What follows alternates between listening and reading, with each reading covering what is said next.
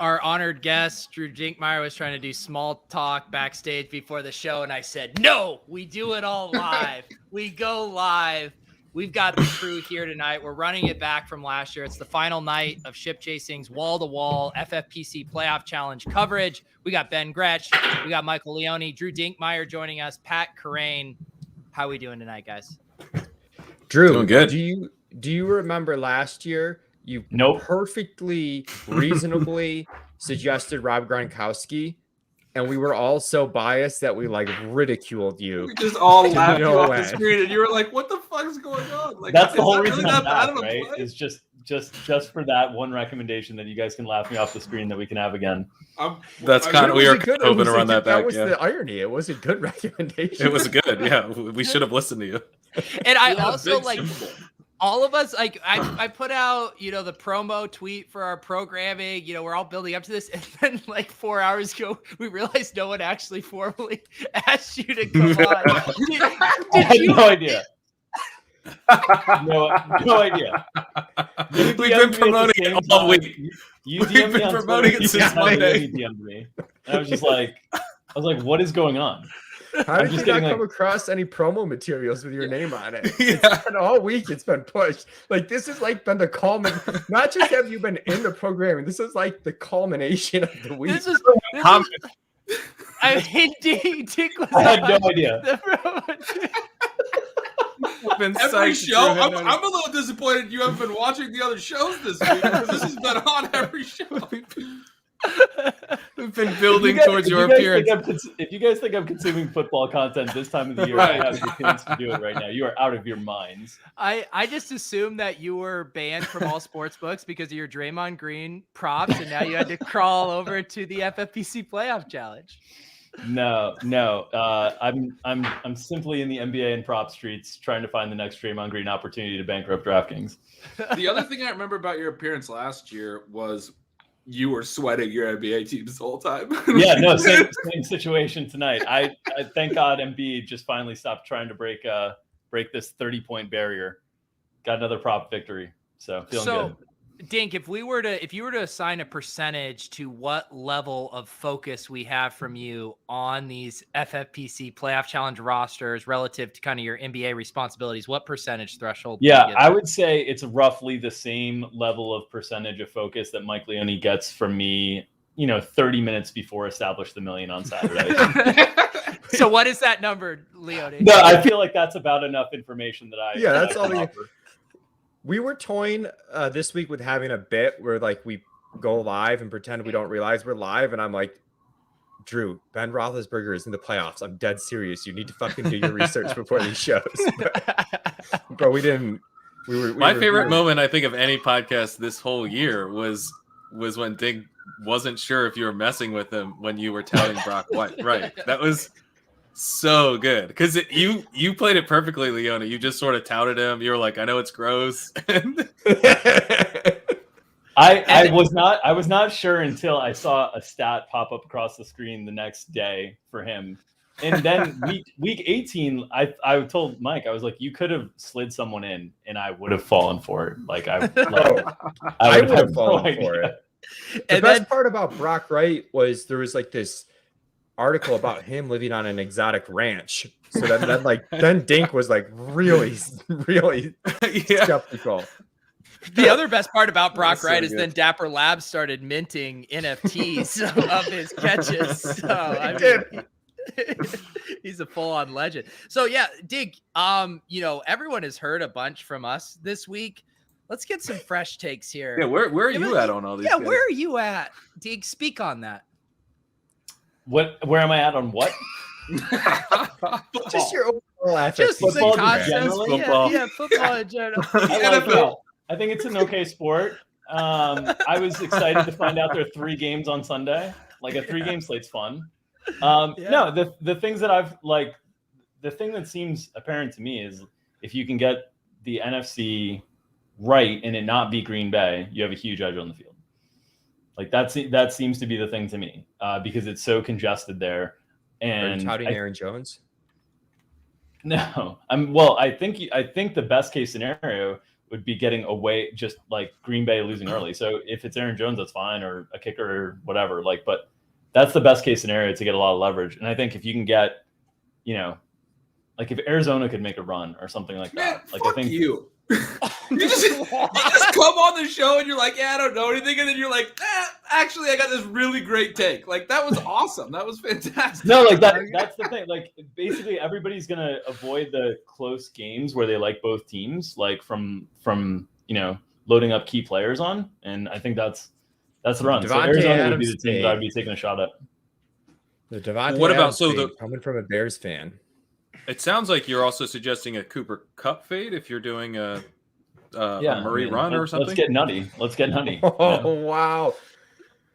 How many teams out there, of the 7,500 teams out there, how many do you think fade both Adams and Kupp?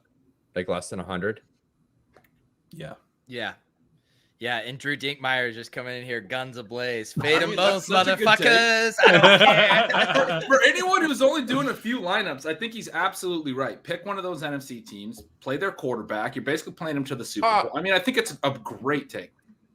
Mr. Ben here, earlier in the week, you were trying to convince us to do 100% Devontae Adams in every one of our lineups. Oh no, that part of it, I still want to lock button those guys. Well, that's what he did. That's who he's talking about fading. Yeah. Both of them in the same lineup. What do you think? What do you think fading Green Bay means? Are you on Team Dink Galaxy Braid, or are you on Team you guys Ben talked Lock me Button? back on that, and I even said during that discussion, I didn't mean literal lock button. I meant like 90% instead of 80%. Okay. I thought you meant literal lock button. Yeah, a soft lock. So instead of having, a soft lock. Stop and lock it, What is a soft lock? I am gonna start saying soft lock. Pete brought it up. I don't know. That's in your next video, dude. You gotta have that. I wouldn't do a hard lock here, more of a soft lock. So my point on that was we have a lot of teams, and we're talking about like maybe the field's at probably going to be at 80% of those guys. And if you match the field there, or if you're even like, let's say below the field a little bit, say you're 75% both, suddenly, you're going to have some teams that neither of them are in, but suddenly about half of your teams don't have one of them. And it's like, they do look like really, really good plays, even in short or long runs, kind of regardless. And so it's like, do we really want to sacrifice, half our build? I think it's sort of it's a 12-team roster, right? And you have to parlay this. You can't correlate. You have to make bets on every game. There's a lot of other ways to get different. I do think there's some reasonable justification, especially if you're doing like 10 lineups, to just lock those guys in, get different in your other 10 spots. I do think that's viable. And I think we should also acknowledge most people, I'm just guessing, I could be wrong, most people watching this will probably be building 5 lineups or less. So we should cater to that audience, the hand builders, the true men and women of the people. Would a soft lock be 4 out of 5? That's literally the definition of a soft lock, is 80%. Okay.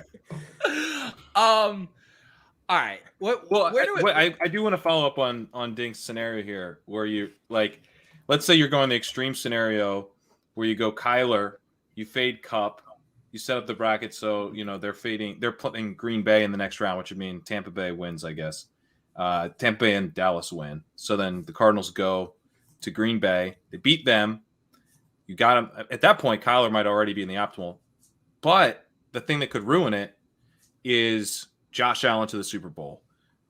Maybe Chiefs to the Super Bowl. Like, how are you playing the AFC side? Are you doing like a New England upset with that, or you just feel like now you're getting a little too nutty with the bracket? Yeah, I mean, let's all caveat. This is the first time Drew has considered this scenario.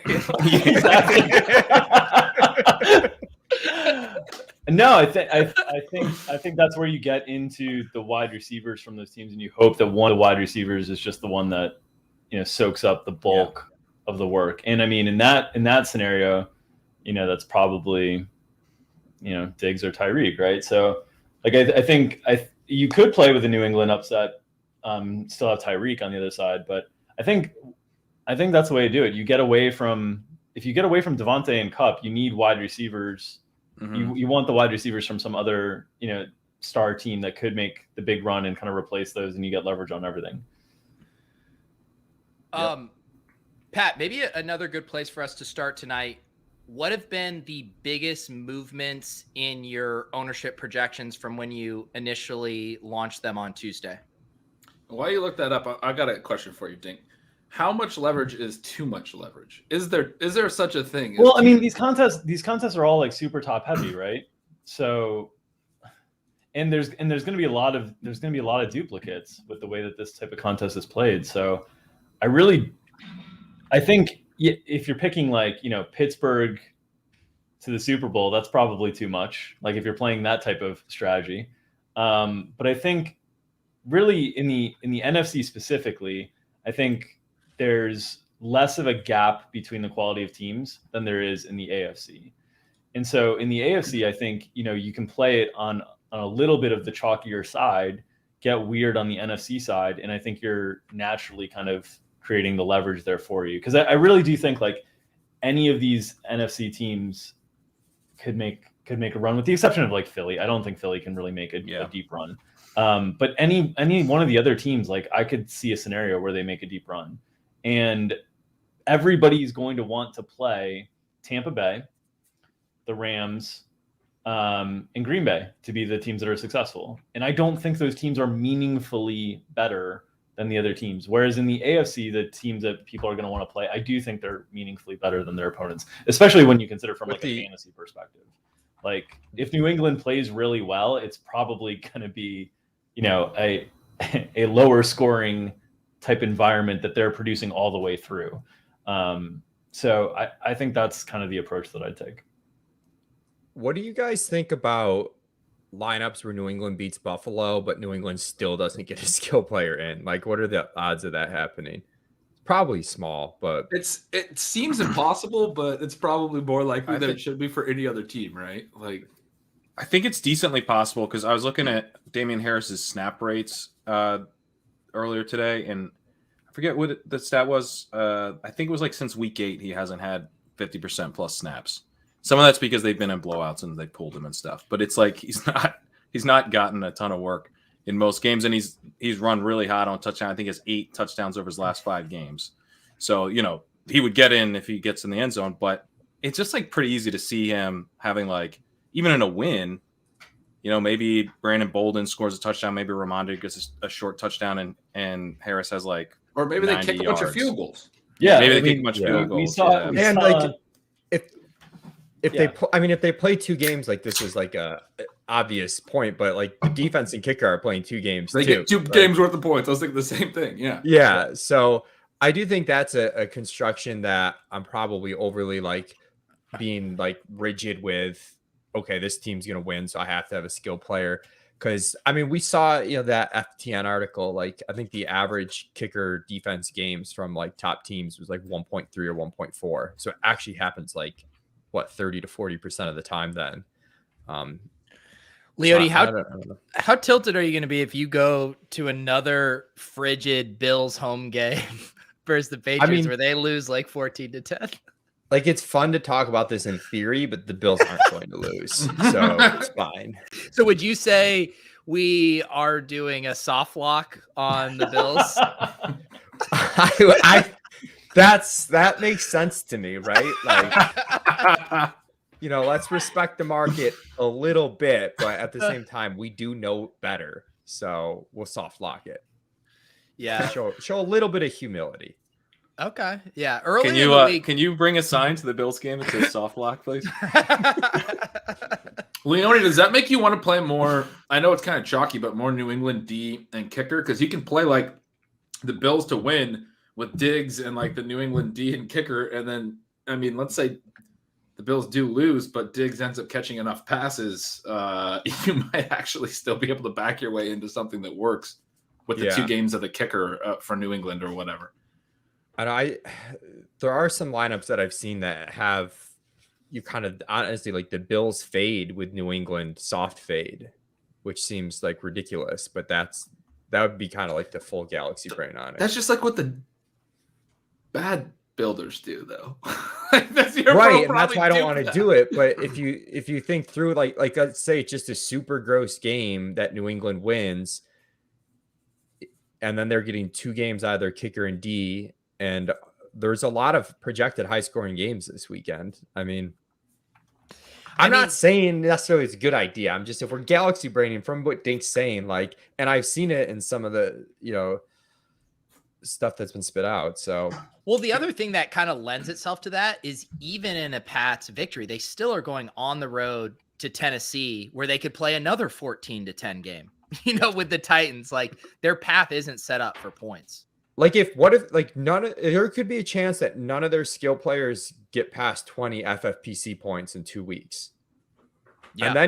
And then if you've got 2 weeks of kicker and defense scoring, those defensive kickers are really popping. Yeah. Right. Yeah, because you don't actually need to have the kicker or the defense be the highest scoring New England player.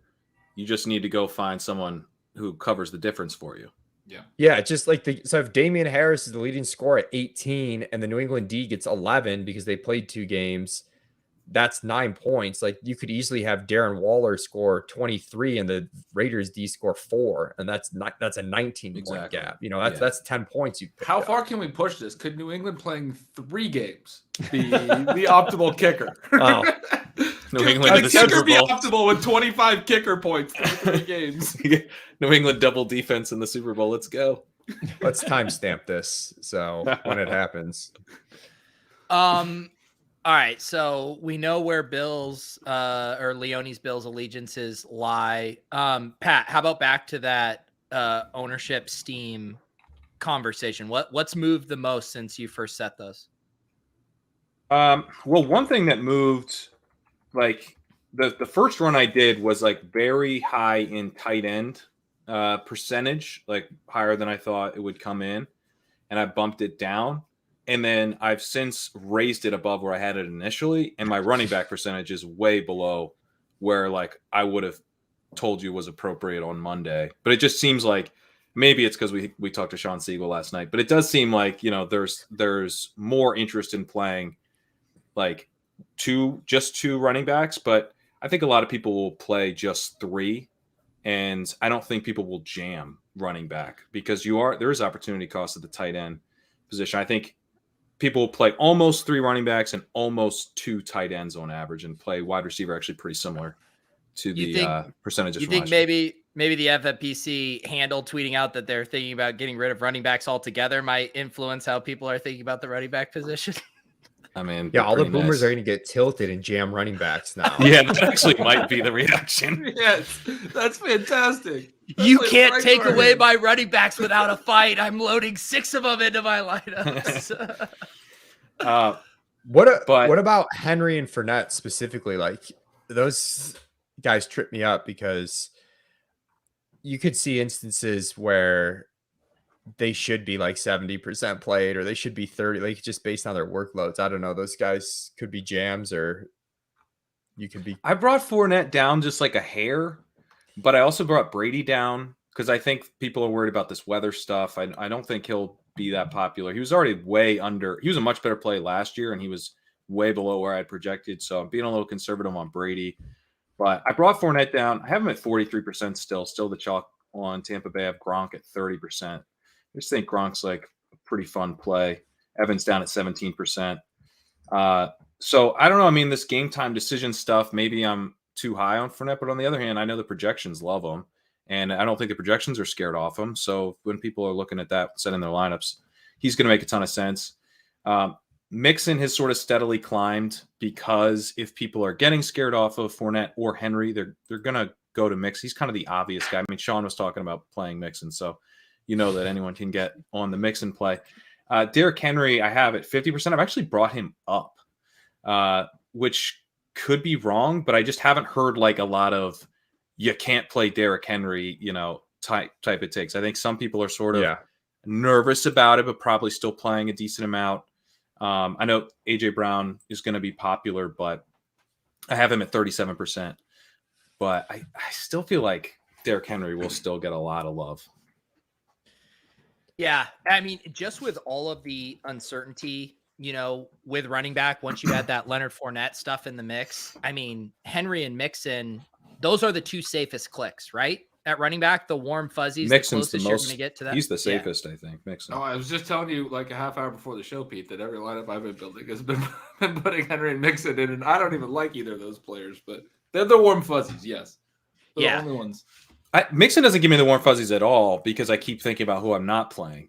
But I think if just from a pure, you got to pick a running back, which one's the safest perspective, it is Mixon. Yeah. And I think a lot of this, if we do have true game time decisions on Connor, on Fournette, like it's going to be the people who are willing to clackety clack, roll the dice and potentially take a 0 at running back in a Tampa Bay loss or a 0 at running back in an Arizona loss. You know, I guess it's a little different with Fournette because if you're playing Fournette, you're locking him. But at least with the Connor situation, you could just play Edmonds as your choice. And then even if Connor plays, you're still going to get some points. Yeah, I brought Connor down to 0%. I don't think anyone's clackety-clacking on that in the 200. And I think Edmonds will get some. I think I have him at 7. But that's below like the combined ownership when I didn't have any idea how this was going to play out. I just kind of had I think it was like 15% sort of starter range for both running backs combined. And so that's cut in half now. Leone, how bad do you want to bring up Zeke right now? Bring him up. I wanted us to play 10% Zeke, and Ben's giving me a hard time. I did. I was working on the walkthrough, which I will have up later tonight. I still got to edit it. Yeah. But doesn't that normally there are games tomorrow? Friday afternoon? Yeah, it normally does, but it didn't today. So I'm going to have it out and you will be able to read it. But I was looking up since the bye, Zeke's workload, he's running back 17 in expected workload, expected points per game since the bye. Don't love it. I think I'm on the Gretsch side of this argument now. You were the one pushing for more. I was trying to flush you out and get you to tell us what you actually wanted because I thought it might be great. I came in with an honest number. I like this question. I didn't want to set our percentages a bit. I wanted to like actually. Can I ask our esteemed guest a quick question? There's a great question here from Jarrett in the chat. Is Tony Pollard over Zeke to Galbrain? What type of leverage would that provide us over the Leone lineups? I think that's too far. And I'm a Tony Pollard guy and apologist, but I think that's too far. I mean, you're basically hoping that Zeke full out gets hurt. Because Tony Pollard in any other scenario is going to have a real hard time competing with the wide receivers or you're hoping that Dallas like loses first round and Pollard just like has a random great game, which we haven't even seen that type of ceiling from him during the year. So I think barring a Zeke injury, Pollard can't. There's no way that Pollard can be optimal. I think Pollard has outscored Zeke twice this year. Yeah, but when he did, Mike, it looks so good, dude. It's just amazing that no matter what happens, it's like, well, I could see Pollard cutting into Zeke's workload. He's the better player. Yeah. Come on.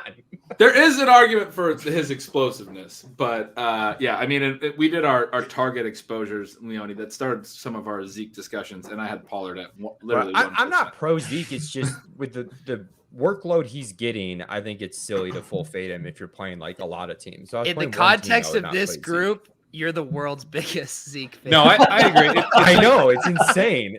It would be kind of silly and close-minded just to full fade someone who has a good workload. Leone, what are your thoughts on Devin Singletary? Let's go. So I think this situation is a little bit different. I built this as Singletary lineup. I want that on the record. And you redded it out, Pat. You scoundrel. That puts you in a box. Okay, here's my Singletary take. It's probably a little too hand in the dirt. Well, one, just pure projections wise, I have Singletary as way worse of a play of Zeke, relative to his teammates. Bias. And it's if the Bills lose this game, it's hard for me to see Singletary being the optimal piece. And if they're playing multiple games, I could see a lot of scenarios where he's the second best Buffalo piece, but he's run like God the last 3 weeks. I mean, a handful of weeks ago, if we were talking about Devin Singletary would have been 2% in this contest 4 weeks ago. But he can turn a corner. something Zeke cannot do anymore. I just want you guys to know that I checked my Slack DMs, and there's a literal ask in a 3-man conversation of somebody asking if Leone was requesting an NFT trade to get Zeke into his wallet. Like, this is literally every platform that I'm on is Leone asking for more Zeke. Okay. This is being set up very disingenuously by Drew right now. Okay. Like, I am being thrown under the bus. I am entering a group entry, and I happen to have the other pieces. So somebody does, in fact, have to send me Ezekiel Elliott. I actually will give Leone some credit because he's like, the Patriots, it's impossible for them to win this week. You would think in this Bills route that maybe Leone would be more excited about Devin Singletary in a positive game script, but he's not. My fears with Singletary are, well, I've already hit on a bunch of them. There's a long list of fears. Let's be honest. You have the Bills in the Super Bowl in all of the scenarios you projected, so you just have 100% Josh Allen lineups. Well, if Allen, there's scenarios where Allen gets into optimals in like 2 games because the way the quarterbacks are on Tennessee, Green Bay, even Tampa Bay. Yeah. And like if you make a San Francisco run, the quarterbacks, even Kansas City with Tyreek and Kelsey, like there's not a ton of ways that Allen doesn't get in the optimal, even in the AFC Championship game, with his rushing ability and the way they spread it out. And then you've got Singletary versus Diggs. I don't know. I'm probably undervaluing how often Singletary beats Diggs, but I do also think like if Singletary, it's been 18 weeks of over projecting Diggs. What's another one? But people have probably been saying we've been over projecting Singletary for 32 weeks until the last 4. Like, I mean, like this shit just sometimes happens, it's not uniformly distributed. Like, I think there's an element of randomness. Like, I don't think Devin Singletary is all of a sudden like this go-to goal line. He's not, but I guess the question is there a concern that you're swinging back too far because it's such obvious like negative leverage. His workload over this stretch has been much better than Zeke's workload. Yeah. I mean, the last just take expected points, like throw out the efficiency stuff. Yeah, I think, okay, I might be too hand in the dirt here, but I think they've had some games that aren't representative of how they're going to play in the playoffs, and I could be wrong. But they've played some bad weather games against, Carolina, Atlanta, the Jets to finish. Like, I think those are kind of the Bills, the way they want to play in the playoffs. And this is a super cold game coming up. So, like, there's a chance that the weather does cause them to play somewhat like they did in those games. But I think they want Allen to just drop back like 90% of the time, again, like an absurd amount of the time. Kind of like what they did in the New England game. And I think Singletary did end up still having like an okay game, and the Tampa Bay game. But also, like, my take isn't purely narrative. Like, maybe my projection on him's wrong, but like it's stemming from that. Like, I have him as like a 5% type of play, and the field's going to play him 20%. So I'll fade. You know what I mean? But you can just play him 5% and still be way underweight and have a little. Yeah, I put him in a fucking lineup, Ben. Sorry. Well, we did have a whole discussion this week where you were very clear about this was not a soft lock. This was a lock, a 0% hard. I found lock. a good lineup with him in, and I put it in. It's got to be like a 2-game scenario for Singletary. Yeah. A lot of these running backs that's what you're hoping for. You're hoping for 2 games out of a lot of these running backs. And that's the I think Bills' Josh Jacobs most would likely be ideal outcome. too. A lot of these guys. Like, they're dogs to the field on 2 games, but the 2 games specifically is probably more likely than any other relative to individual the outcome. Yeah. Would Henry be the only running back where he's likely the optimal play from the team in a 3-game scenario? I think Mixon very easily could be, but I know. No, I think Mixon could be. Mixon, Elijah Mitchell. I mean, teams can play that. Fournette, Fournette definitely could. Fournette. The thing is, like, Mitchell. I mean, where are we at on Mitchell's pass catching? Because at least with Mixon, we know he's going to catch some passes. Yeah, I'm starting to sour on Mitchell. I think Mitchell could catch 4 passes or he could catch 0. I just have like absolutely no idea. Because I think the like Debo the stuff's 2-down a problem. Yeah, it's like the 2-down pass catching. It's the same thing with Mixon, right? Like those 2-down guys that are like good football players, like they have those random spike weeks receiving, but they have no floor on it. Yeah. And Hasty is still like playing some pass down snaps. So if I told you that that the Bengals were making it to the AFC Championship game, Mixon would be the play for you guys? No, I would pick one of the receivers, but I don't think it like Mixon's a bad play. Yeah, I would definitely pick one of the receivers. I think I would lean towards Mixon in a I 3-game think it would scenario. be Mixon, but it's so hard to get the running back. Obviously, love the receivers, love the Bengals passing game, play them in every format all year.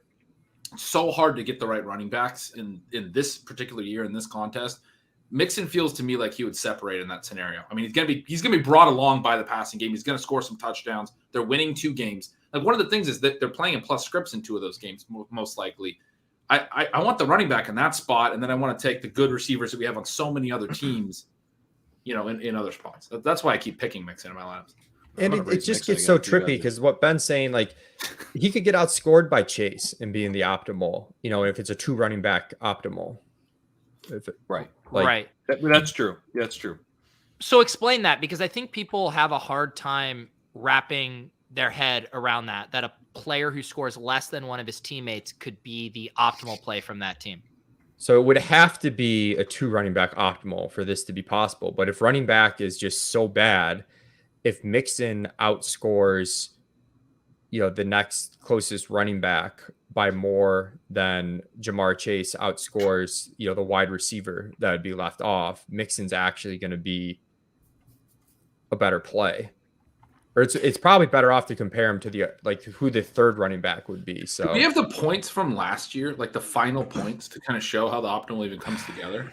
That's something we should have kind of, dude, because it does get tripped. Like stuff really gets trippy. Like we were talking the lineup before and things like, why would you use Damian Harris against the Bills defense? And like he brought up some good game script points, but like at the end of the day, it's like, especially with the way this defensive scoring works on FFPC, where it's like so random, like you got to do some shit that doesn't seem like it totally makes sense. And you were digging through stuff last year, I remember, and you were like how is this lineup possible? And then you looked at like the potential points scored, and it's like, oh, like this gap between these different than this gap. Like, I was doing a lot of that digging last year, but like the gaps between positions. The one thing I remember is running back gets really shallow really quick, like in terms of total points scored.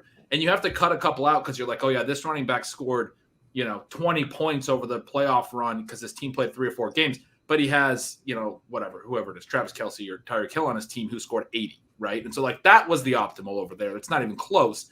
And so you start looking down, and you're like, there's not a lot of running backs because like most teams only have really 1, maybe a second, running back that can score points. Receiver is a lot deeper, and that in some ways means that there's a lot more chance for guys to hit ceilings, right? Yeah. Although the thing I struggle with the Bengals is that just having watched the team and, seeing how bad they were when they did go run heavy, like Mixon can come along for the ride when the team's playing well. And it's certainly very possible that he would be the highest scoring guy or the guy you needed in a 3-game run. But I think like even against the Titans, they're going to have the Chiefs or the Bills most likely as one of those 3 games, potentially both. They're winning those games because Burrow's going off, I think. Like I just think that's how they actually make a run, and so it's just harder for me to pivot and imagine this version of the Bengals that we've never really seen. They've never been actually very good when they've leaned on Mixon and Burrow hasn't been effective. So I kind of like Mixon in more of the 2-game scenarios. Yeah, he can definitely get brought along. He can definitely get brought along. Like there was a stretch in November where, Mixon outscored, I think, Chase and Higgins combined over 3 games.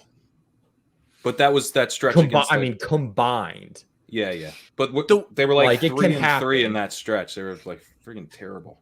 From a field sentiment standpoint, it's just such a mind fuck, though, because the Bengals passing game finished so strong. Like everyone has those massive Chase and Higgins games in their head, and yet running back is so gross that Mixon looks like such an attractive play, where normally if the running back field was a little stronger, everyone would be ripping Chase right now because he's coming off just an incredible finish.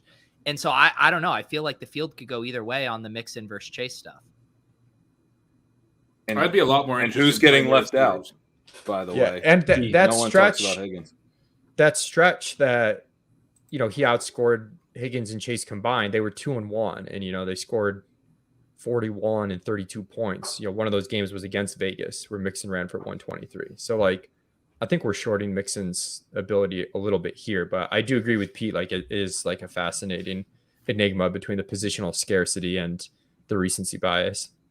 And what Pat said, like Higgins. Can we talk about the other side of that game, the Raiders? Because I feel like they're both overrated and underrated, and I don't know what to do with them.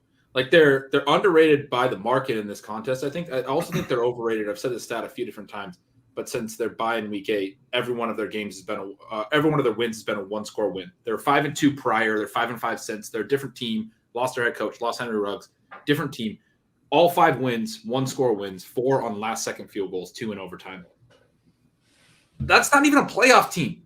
Like they're worse than the Steelers by that regard. That's like a 3-7 actual record, right? Yeah, we want the Chargers in. We don't want the Raiders. So are they underrated? They're underrated by the market relative to their chances of winning based on the spread, based on their seed, all those things. I also think they're just like not a playoff team. I think they're properly rated. I think they're going to get I think they're going to get faded. About 60% of the field will be on the kicker, defense, or not playing them, which is about right for their odds of advancing. And I think people will play it through Waller and then Jacobs fairly close behind, and then a sprinkle of Renfro. No one's going to play the quarterback, as they shouldn't. Like, I actually think the Raiders are going to be like pretty well played. That's what you're saying about the Raiders, Ben, is how I feel about a couple spots where I feel like if you're asking people to like build out their brackets and stuff, like they're underrating Tennessee. I think they're, overrating San Francisco. But then for this contest, I think they're overplaying Tennessee. I think they're underplaying San Francisco. I think they're underplaying the Raiders, even though, so it gets trippy. Like Pat and I were trying to figure out ways to take advantage of the market's overconfidence in San Francisco, because it's not really in fading them, because it looks like Debo's going to be played correctly. Mitchell's not going to be played a lot. And Kittle looks like an plus opportunity there. Pat, how are you dealing? Like, I feel like if I was doing the ownership, I would be tempted to slide more towards Mixon and Henry, with people getting spooked with Fournette, and sliding a bunch toward Gronk, right? Because Gronk now becomes the comfortable Tampa Bay play if people are really worried about Fournette. But I would love to hear you guys' opinion on this, but I don't feel like they really are that worried about Fournette. Like, did projection, like, you guys stayed pretty much in line, right?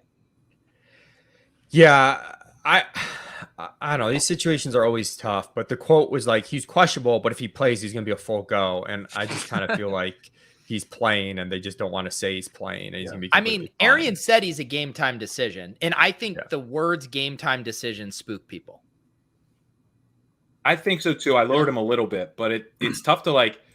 And one thing with a guy like Fournette is like, if he's projecting as like literally ETR's top ranked skill player in the entire playoffs, then which is position adjusted, right? Leone, position adjusted on your rankings. Yeah. What was I being made fun of there for? I was answering a support question. No, I think was the question the highest projected. The question was about Fournette.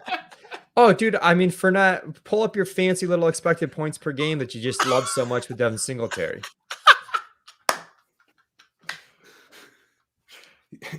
You guys guys have him as the best running back. Pull up your fancy little expected points, John. No one was questioning it. I'm just asking if you guys are hedging because of the injury news. No, we don't have anything hedged on Tampa Bay. We have Fournette full go. I'm pretty okay. So you guys have Fournette full go. I think most other sites probably do too. So I don't know. Like, as people are building their lineups, I think a lot of people are gonna look at projections to help guide them through. And if all the projections have Fournette as full of go, 7 hours ago, Fournette is still not on the active roster. Can I just point out, Leone's wearing a Steve Largent jersey, and Steve Largent was known for, after interceptions, absolutely lighting up DBs. Leone came back at Pat there with the Steve Largent after the interception. I thought he was coming back at you. I was just confused as Leone. Nobody's safe. And nobody knows where the debris will go. I don't even know. And no one even sure who's yelling at who.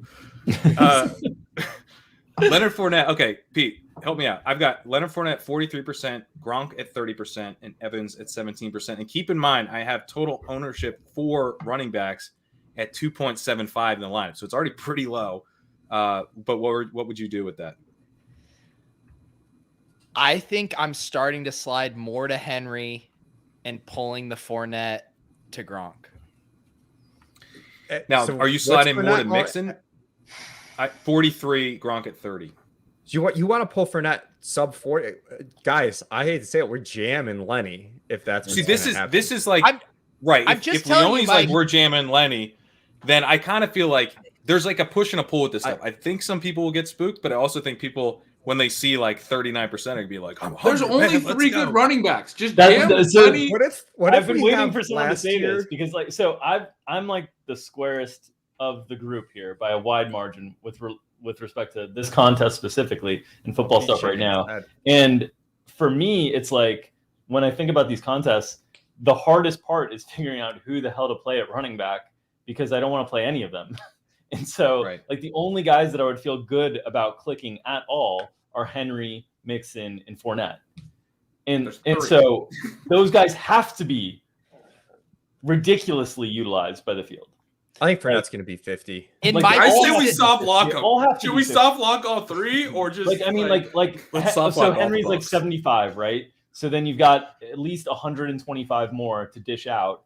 And if you're talking about like, maybe 2.75 in total, then you've got another 200 to dish out. And like, how do you even get, like, no one's playing Miles Sanders. No one's playing like James Conner. Like, maybe It's somebody Najee. plays a little Like Najee Harris. Zeke will Like, be You're like getting some 30. Najee, you're getting some Jacobs.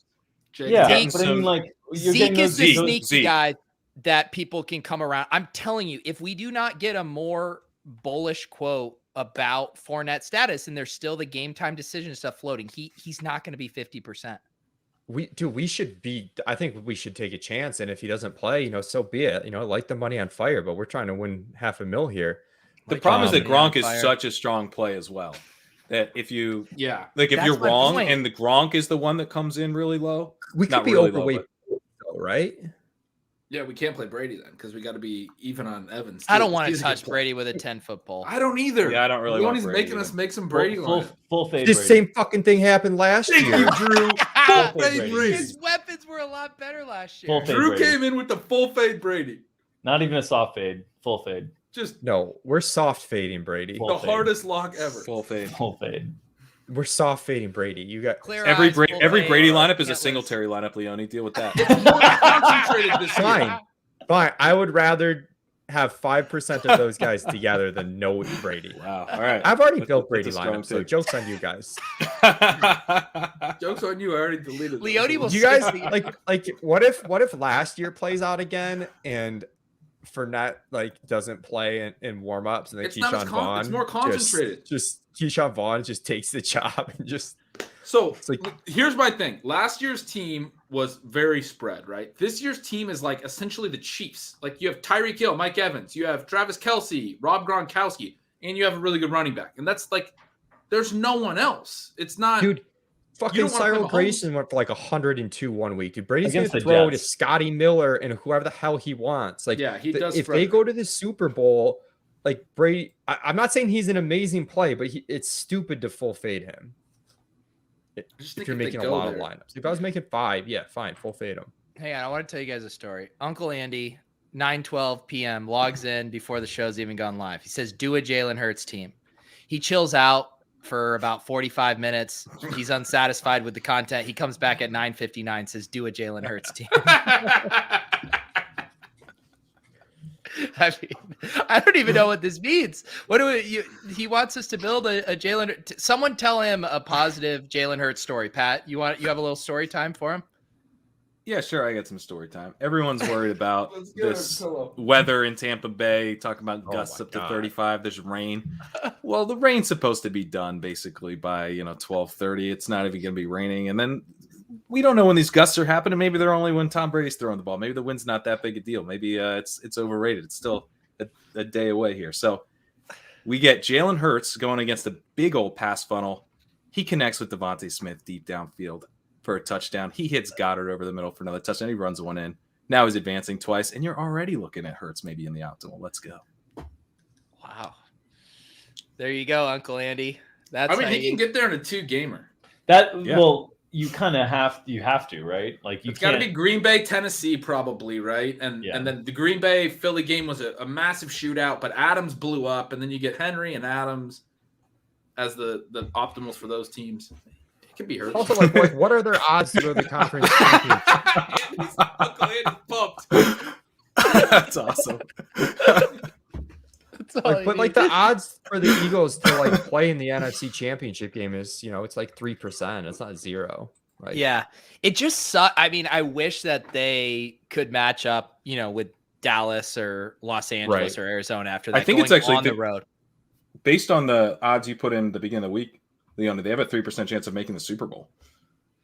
Yeah, I think that might be with the market. Sometimes the market overrates like the very back end teams a Okay. little bit because they just want people to bet on them. And Andy's a full 3.9 right now on that 3% call.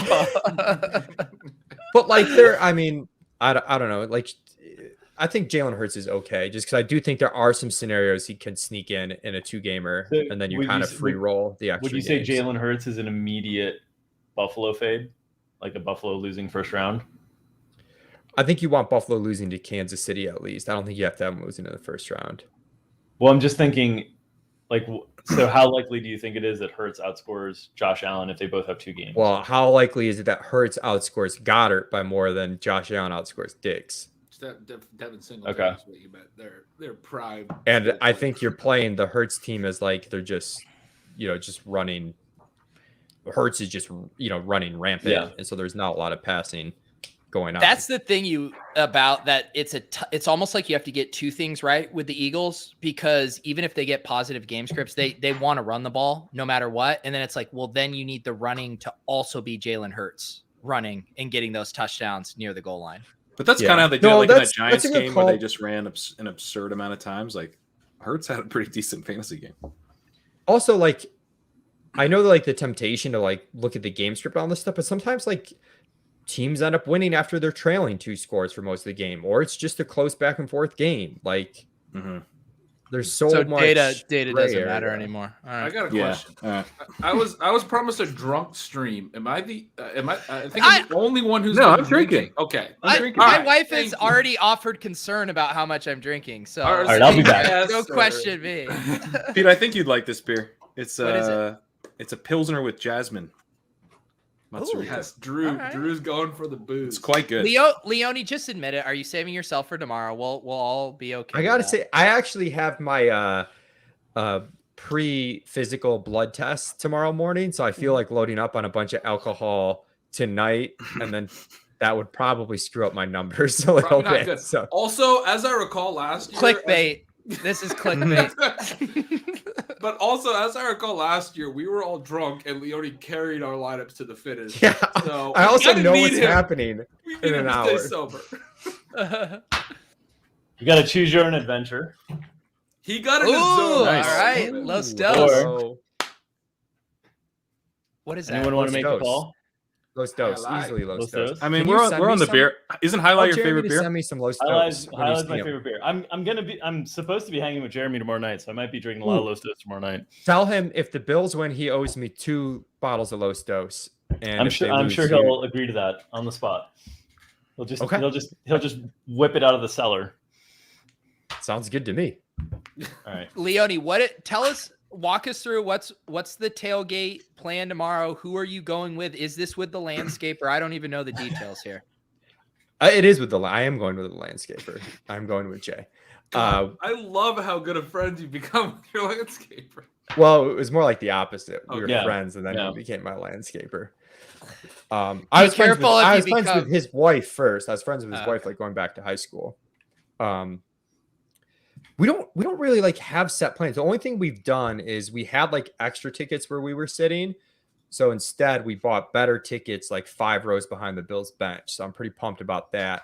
I am taking some heat for turning down a suite ticket. People like Drew are calling me an idiot, but I feel like I got to be out there with the people and like experience. It's once in a lifetime adventure, dude. Yeah, I'm on your side with this one. Silva called out Leone's virtue signaling of wanting to be out with the people.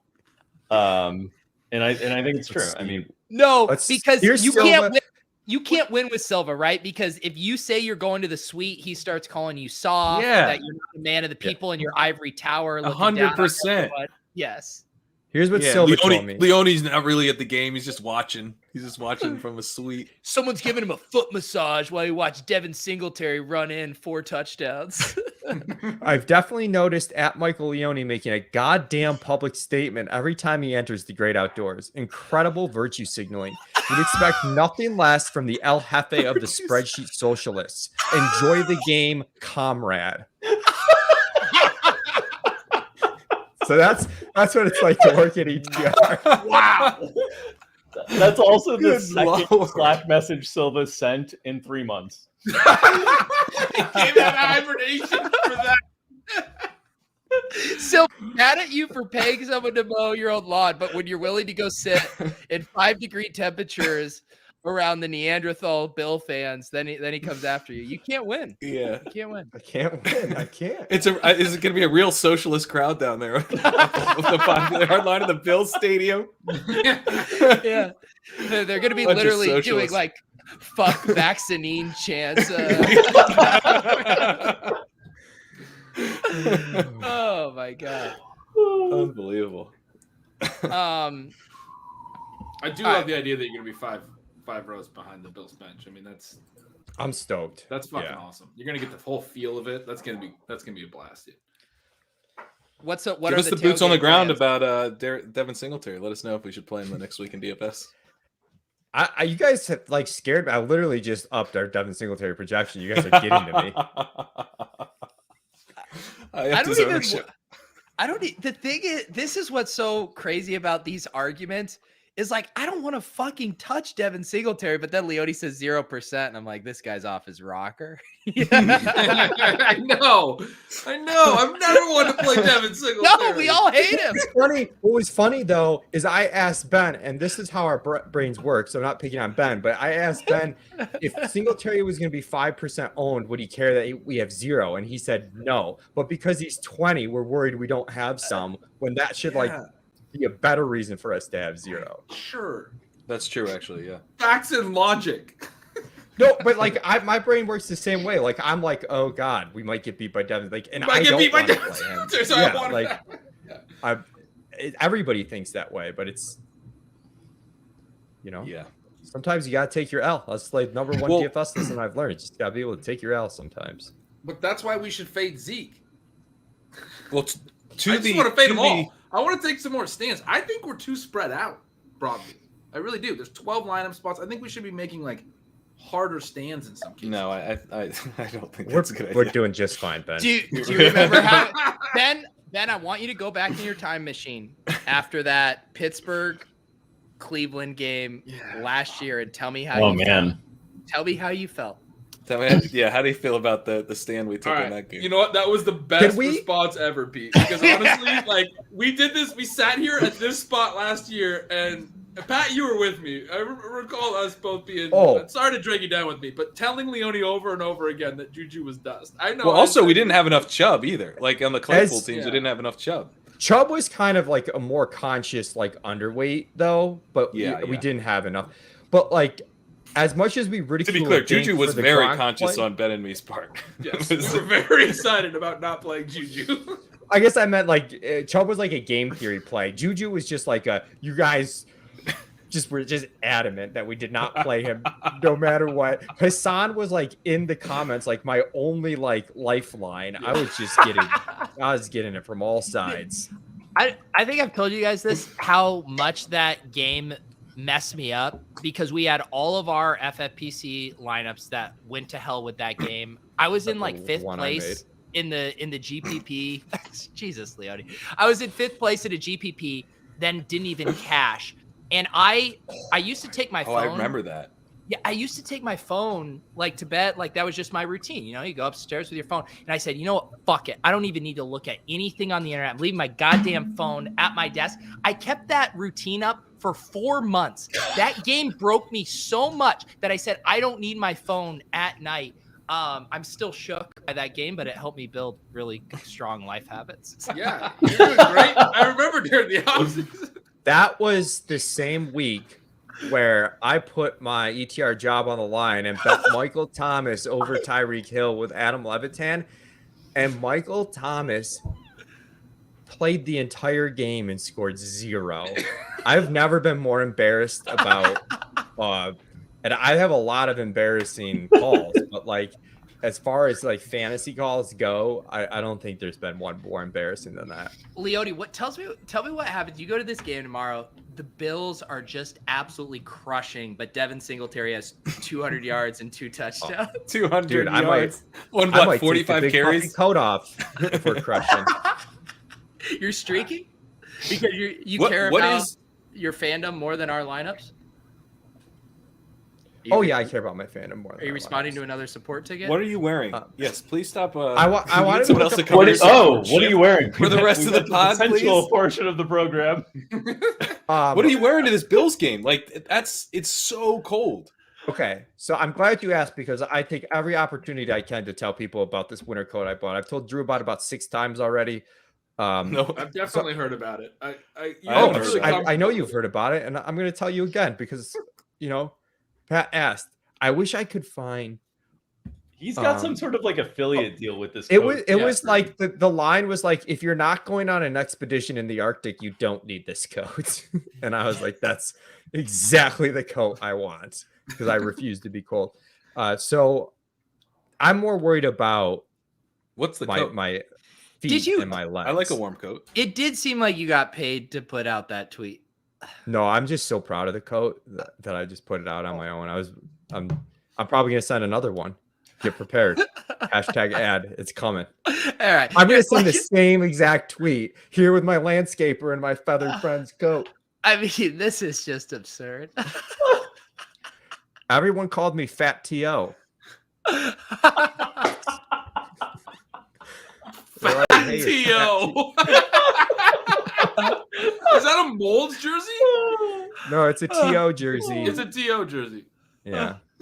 He was there for a year. Was he there for 2 years?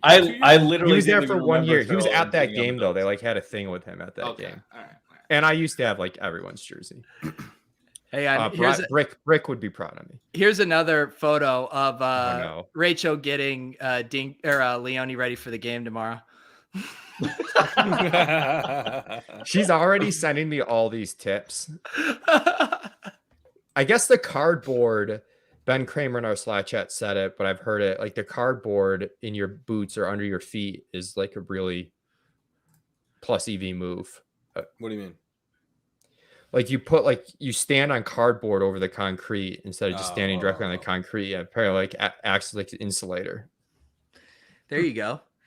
So you kill 2 birds with 1 stone.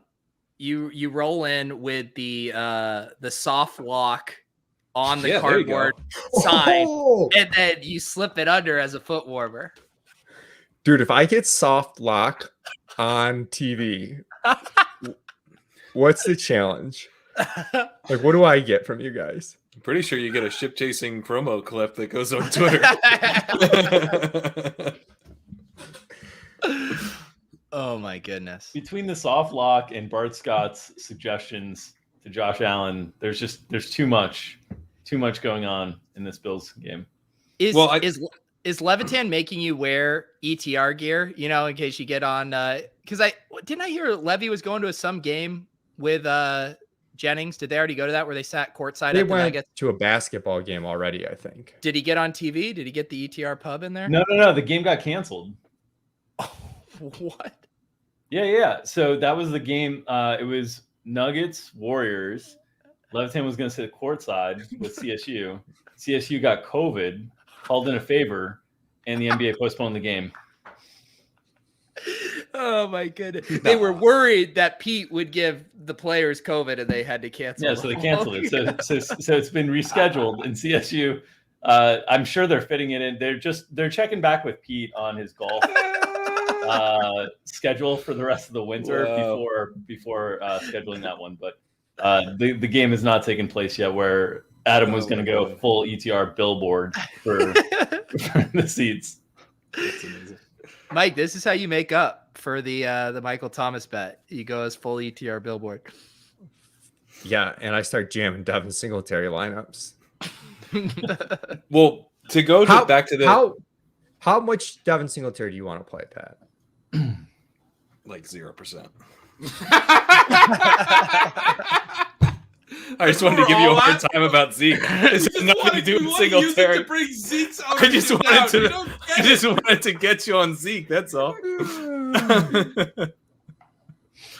All right. Dink, we haven't had the Gronk take yet this year. Who's the player that we're all forgetting about? We haven't mentioned yet. I mean, Mike and I talked about this on Establish a Million today for just this DFS slate this week as well. But like, I think it's Mike Evans. Like, I thought you were going to say Darren Waller for a second. I thought you were going to say Tyler Boyd. No, Tyler Boyd's too cute for this type of contest. For DFS stuff, I think there's reason there. But Boyd's I mean, like with Evans, like he's only gonna get held down because of his teammates. It has nothing to do with him. Like if you could play multiple Bucks players, everybody would be playing Mike Evans in this contest as well. I literally just said this earlier that if Fournette and Gronk weren't in this, we would love Evans. Yeah. And so that's the whole thing. So, could you say that if you removed the two best options on every team, you'd like their third best? Well, Higgins would be such a jam. Devin Singletary doesn't become a jam ever.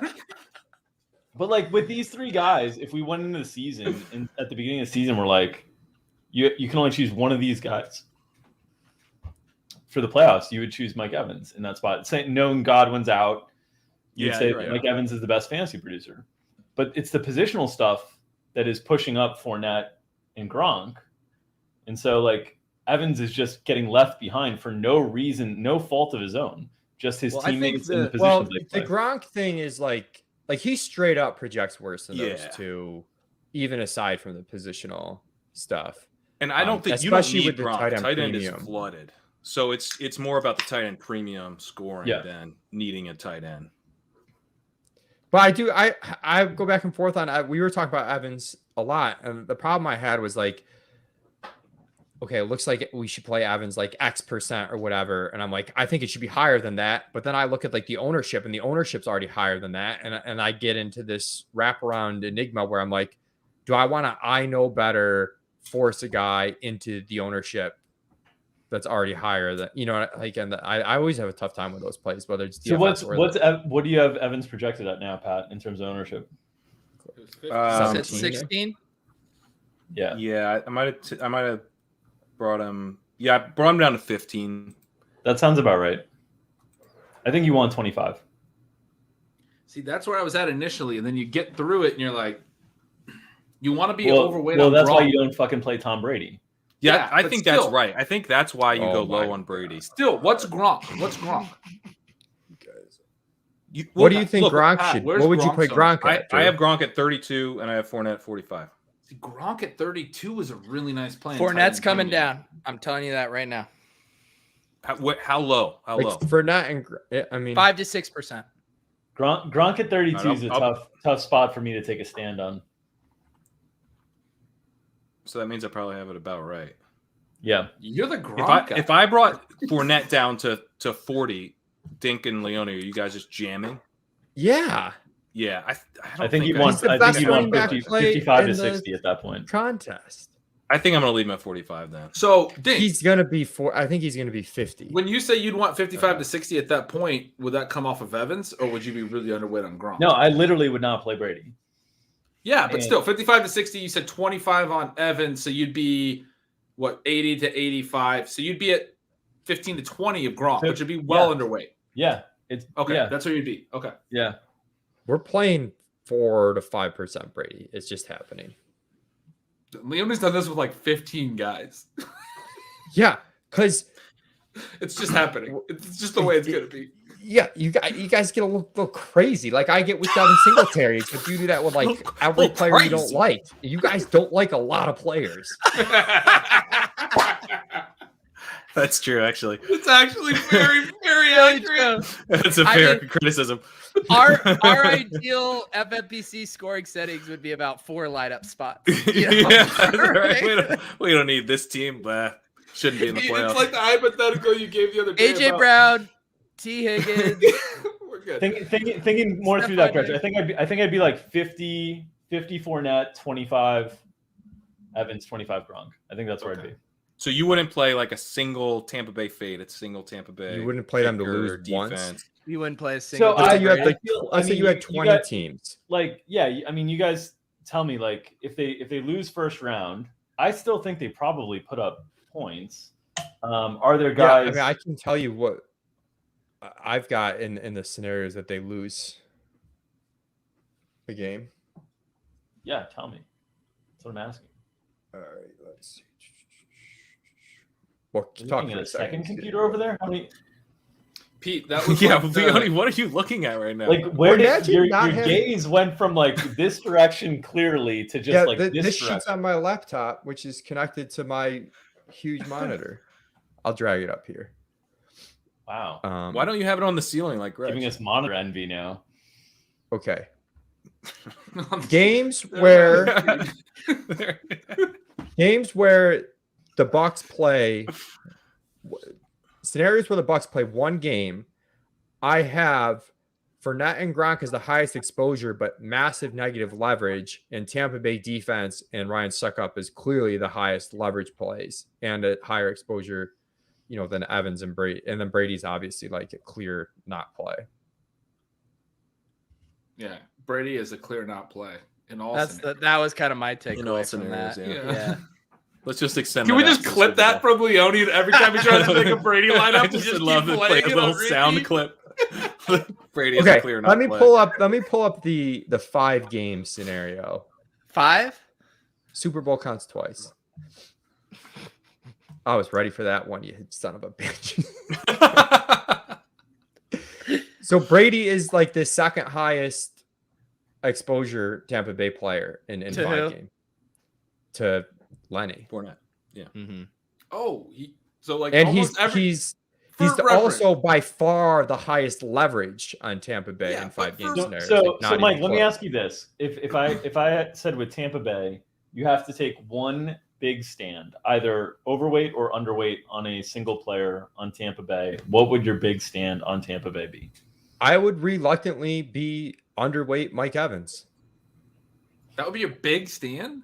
Wow. If you're forcing me to, dude, I'm playing like, hey, let's play a little bit of everybody, okay? Like, but if you're saying So you you're have- like 5% Mike Evans.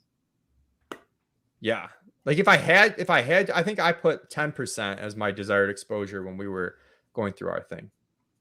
Thought I knew you. By the way, I don't know that Brady's going to count as a big stand if you fade him because I've got him at 4% right now. Like, I just don't think people are going there with the win game. No one wants him in round 1. Yeah, I mean Brady's a good play. Like, Yeah, well, I mean, the even in your optimal, he was the second play. I mean, I'm not saying, but like, Yeah. So But by what I far was the gonna say highest is leverage. For reference, most teams in 5 games in a run to the Super Bowl, 5-game run out of the wild card, the quarterback is the top player for most teams, and Brady doesn't show that way this year. not for Green Bay, not for Tennessee. Well, they are not Kansas 5 City games. barely. I said 5 games. Who's the other one? Kansas City. No, but it'd be the same. It'd be the same for their team, right? Because It's the same concept. I mean, Sure, there's teams. Yeah, okay, like Jimmy Garoppolo or whatever. Yeah, I mean, sure. it's so it's probably about half the teams, not most. It's probably about 50-50. okay. it does feel like you Most have to of the run quarterbacks really you pure play. in the AFC though. Because if the Bills make the Super Bowl and you have Brady, I feel like you're kind of dead. I think you guys are underrating Brady throwing bullshit touchdown passes to Cameron I'm open to Brate Brady and with this Scotty 4% Miller projection and on these guys ownership. all playoffs. He was 10% last year, and I That's don't your best think argument. people aren't excited about the Buccaneers to make a run again. They're definitely not excited to play them in round 1. Dude, They this could be going up weather against thing is Dallas in round insane. 2. That might not be that, but so And then you've also got more interesting quarterbacks in general. I think you've got yeah, Kyler. Sure. So I like your bullshit TD from my perspective. The more that I'm thinking about this now, I think my big stand would probably be anti-Gronk then. I agree with that, Dink, because I'm more on Gronk is going to catch more ownership than we think. So the thing that I would think through is like, I think I gain more by being right on a Gronk fade than I gain from being right on an Evans fade. And I think you're basically saying like we want to be over Fournette, and Mike's making really good cases for being over Brady on a small rate. And so like, where do you get under? And there's more room to get under on Gronk than there is to get under on Evans. You get more when you're right on that. So that's where I'm at. I think I'm on the Evans side because Gronk's led the team in routes for the last 2 weeks as a tight end. He's getting targeted at a high rate.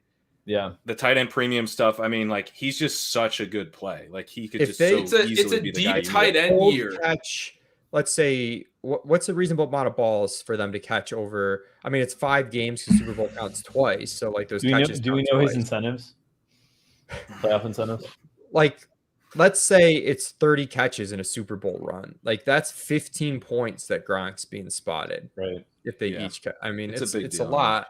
And tight end's a deep position in this, but we have one thing we have here that I think is being a little bit underweighted, but I mean, I don't know how heavy we're going to play it, but Mahomes has never been, as a quarterback, not in a bye scenario. So in this contest for several years, we've never had the potential for 5 games from Mahomes. And like, it can still be Kelsey or Hill for the Chiefs, but Kelsey's typically the best play, right? He's the highest owned tight end. He's a great play, but you could have a scenario where KC, being favored in the AFC, makes a run, and Mahomes is actually the quarterback, which hasn't really been the case when they've had a bye.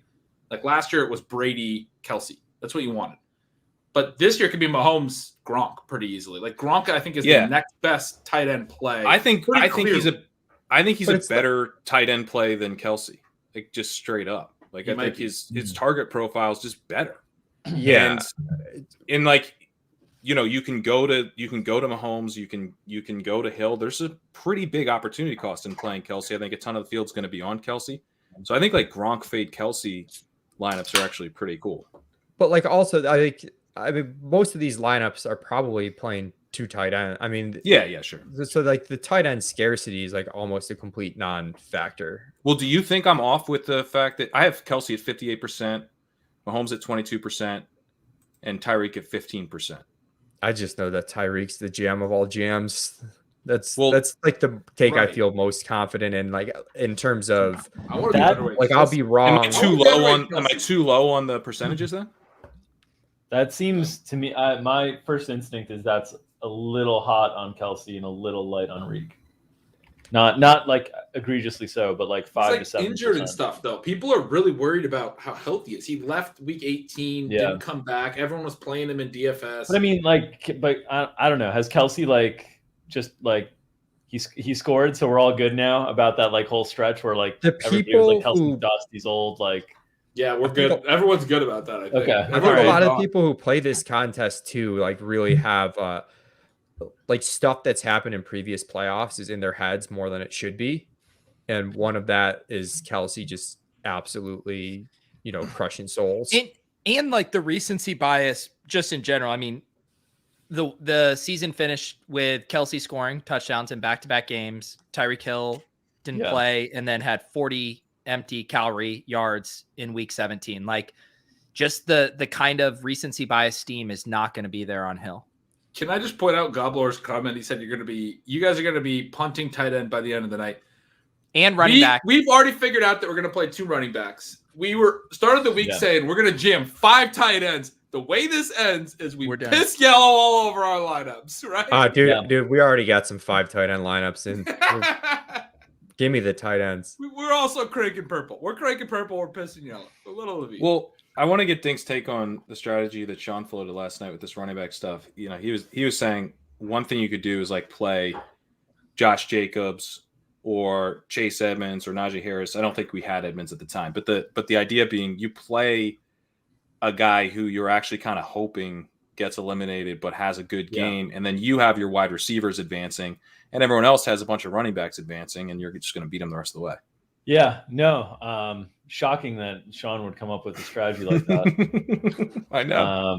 But yeah, no, I think it makes sense given the quality of the running backs. I mean, this has been like the ultimate year for zero running back, and just understanding like, the variance at the position, the volatility and the attrition issues at the position. And then I think the league has just moved in this direction as well, where, the league understands the replacement value of the position as well. So I do think that's a very, very reasonable approach. Yeah. Do you have any thoughts on those particular running backs? The most likely one and done running backs, I guess, would be Najee, Jacobs, Damian Harris, Chase Edmonds, Elijah Mitchell, Miles Sanders. Yeah. Mitchell is the most interesting to me, just because I think it's like, I'm like, it sounds like you guys think Debo is going to be the guy that's going to be mostly played from San Francisco by like kind of a wide margin. And we've just seen like San Fran just really, really loves Eli. Like a lot of the Debo, and this is feel, so correct me if I'm wrong, but a lot of the Debo like goal line rushing carries and stuff, I feel like those happened more in the games that Eli was not there than in the games that Eli was there. It was before Eli went out, but then when he came back, Debo kind of stayed. They were still doing that? Okay. I think he had a rushing touchdown think like last week. He's the guy that I think that game's going to play fast. I think San Fran, that's the way that they're going to try to attack things. I mean, the Dallas pass rush and secondary has been the thing that's been disruptive for Dallas's defense this year and led to like games getting out of control. And I think they just kind of executed their game plan to perfection against the Rams, a similar type of secondary and pass rush where it was just like ball control, keep the other team off, and just pound and pound and pound. And so I think Mitchell's at the top of my list relative to the way that you guys are talking about from like how the field's going to utilize him. And then I think Najee would be next. Because I think as much as like Pittsburgh's talking about like we have no chance and different things like that, I think they have to know that their best chance is that they can just run the ball right down Kansas City's throat all day. And like that's their best chance at being successful. And so I think those are the two guys that would stand out from that perspective to me. And I think naturally you are getting, if they do get eliminated early or whatever, and you do run into the big wide receiver performances, whether it's like Devontae, Kupp, Chase, like, get off Mixon, get into some Chase or Higgins or whatever, like those guys can put up really, really big numbers if their teams make a run. Really big numbers. Yeah. Yeah, I like the Najee call. I don't think he'll be all that popular. I keep like kind of fiddling now and back and forth. I have it 22% Najee and 19% Deontay. Was he back at practice today?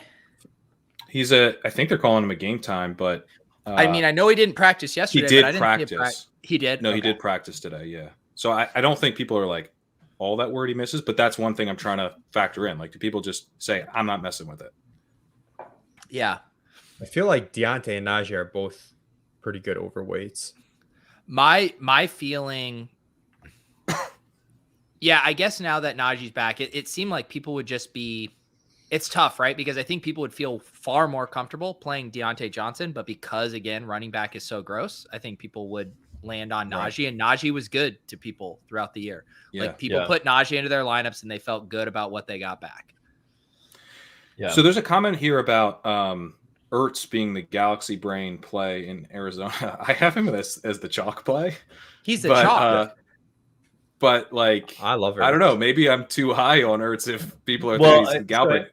I would assume that comment is coming from, because my first perception would be like, oh, we're looking at like Arizona fades, or we're looking at that is the highest I have. Right.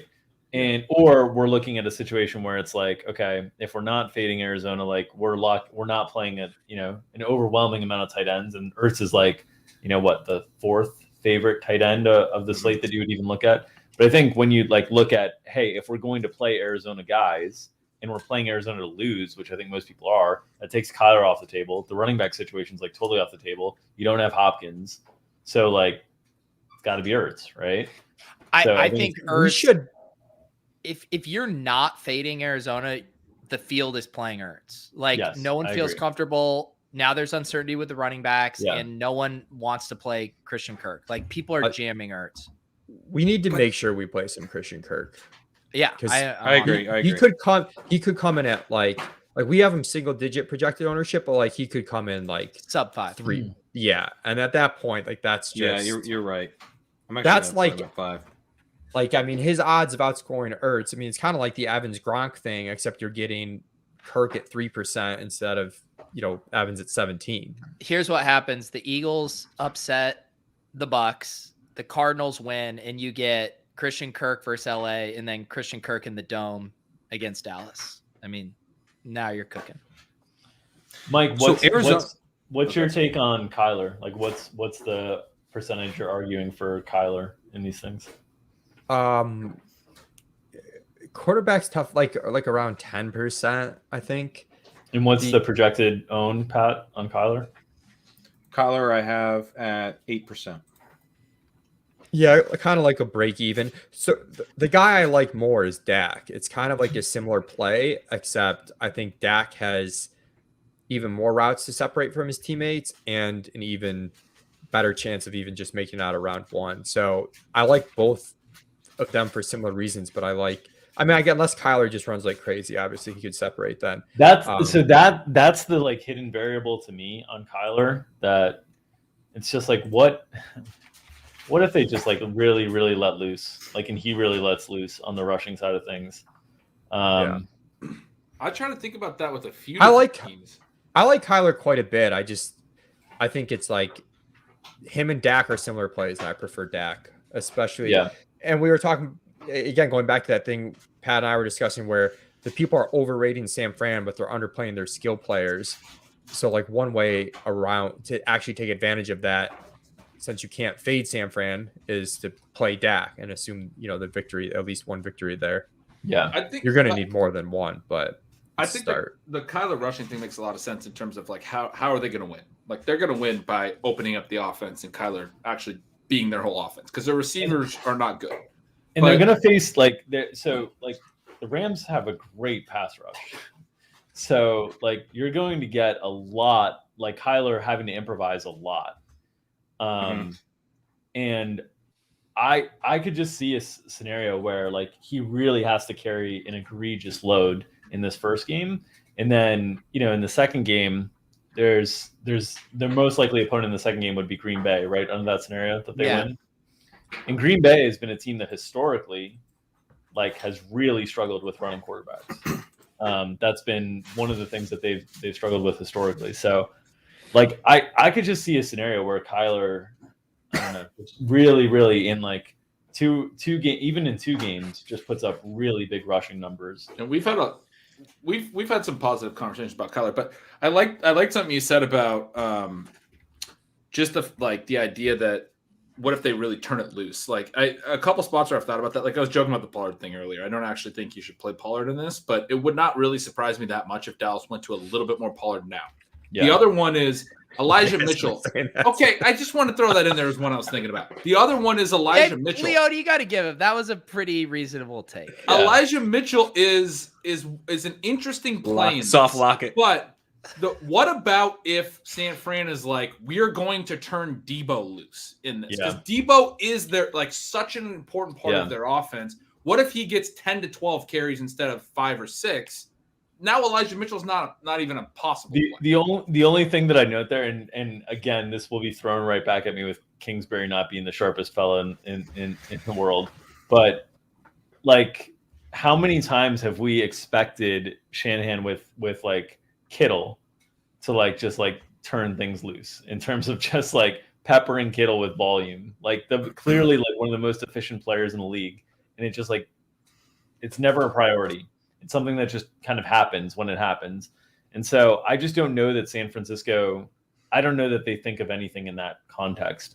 Now, again, I'm making the case that Cliff will think about this with Kyler, and I don't know. I don't see any reason to really believe that either. But to your point, like, I mean, maybe Cliff isn't involved. Like, if Kyler has to scramble around and improvise.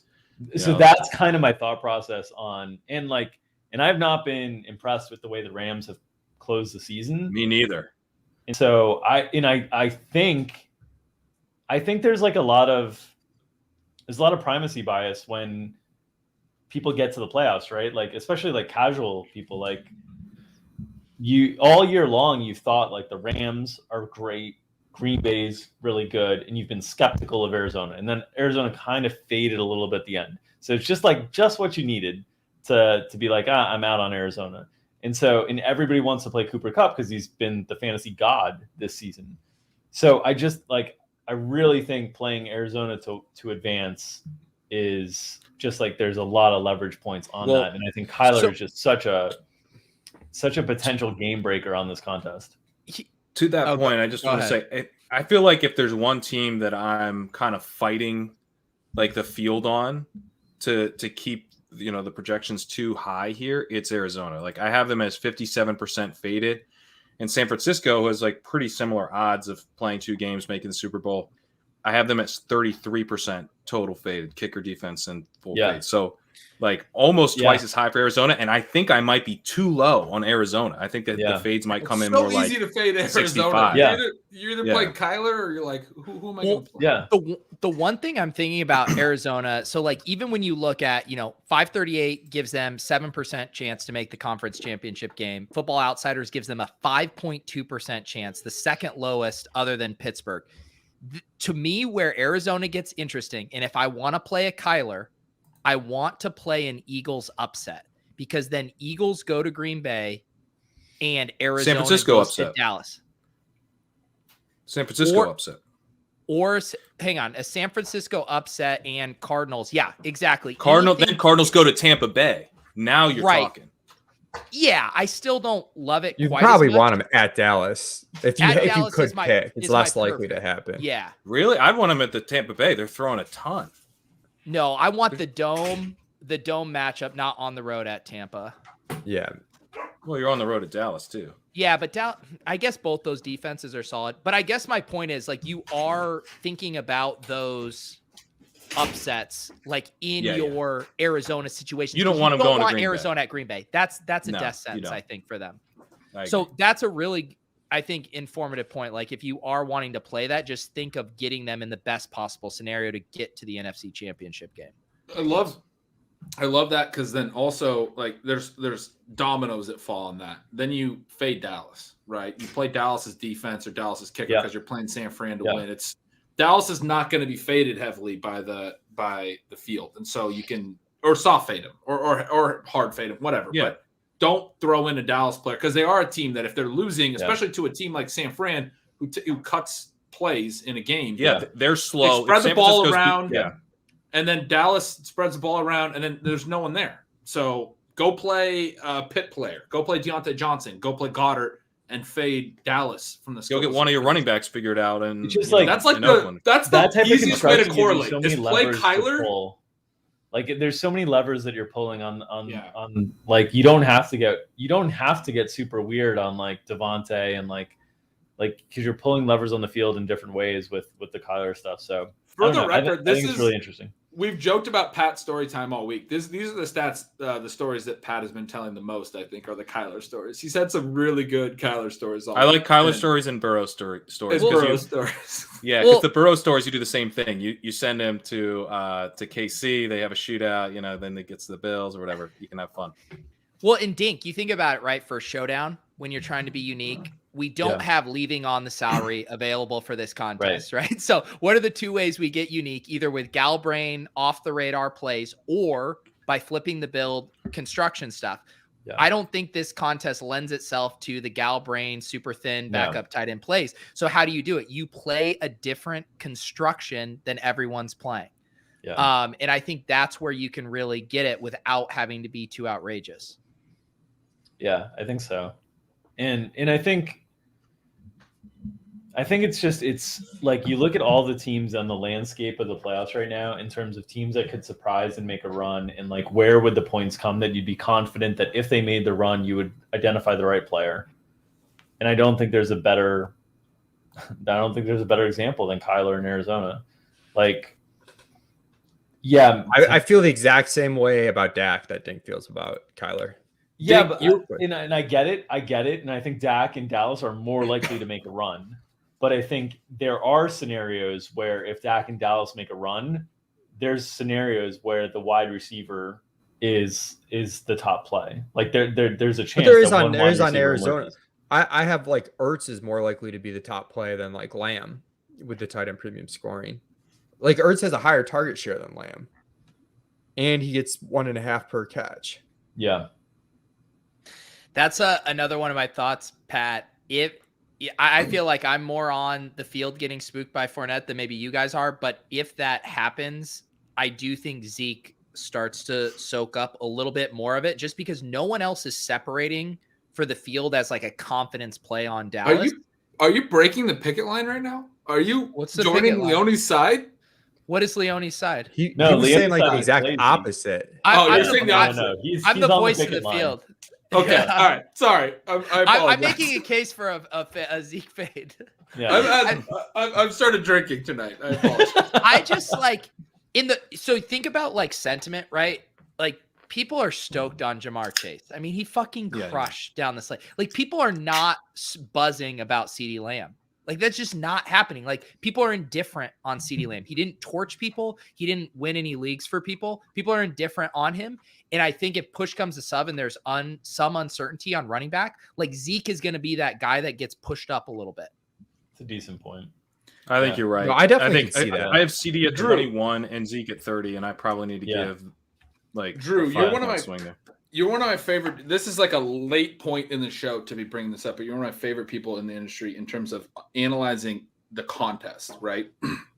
I think you're like so freaking good at this stuff.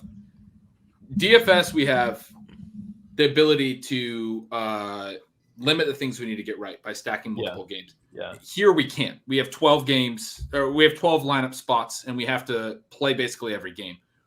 And we're talking about this, I think, right now with the Kyler thing, where we can start to see the dominoes fall and correlate, right, across multiple games. And you can start to build a bracket. Yeah. Are there other, like, I have had a hard time with this all week. I'm trying to think of other ways that we can start to correlate things across games. Are there things that stand out to you?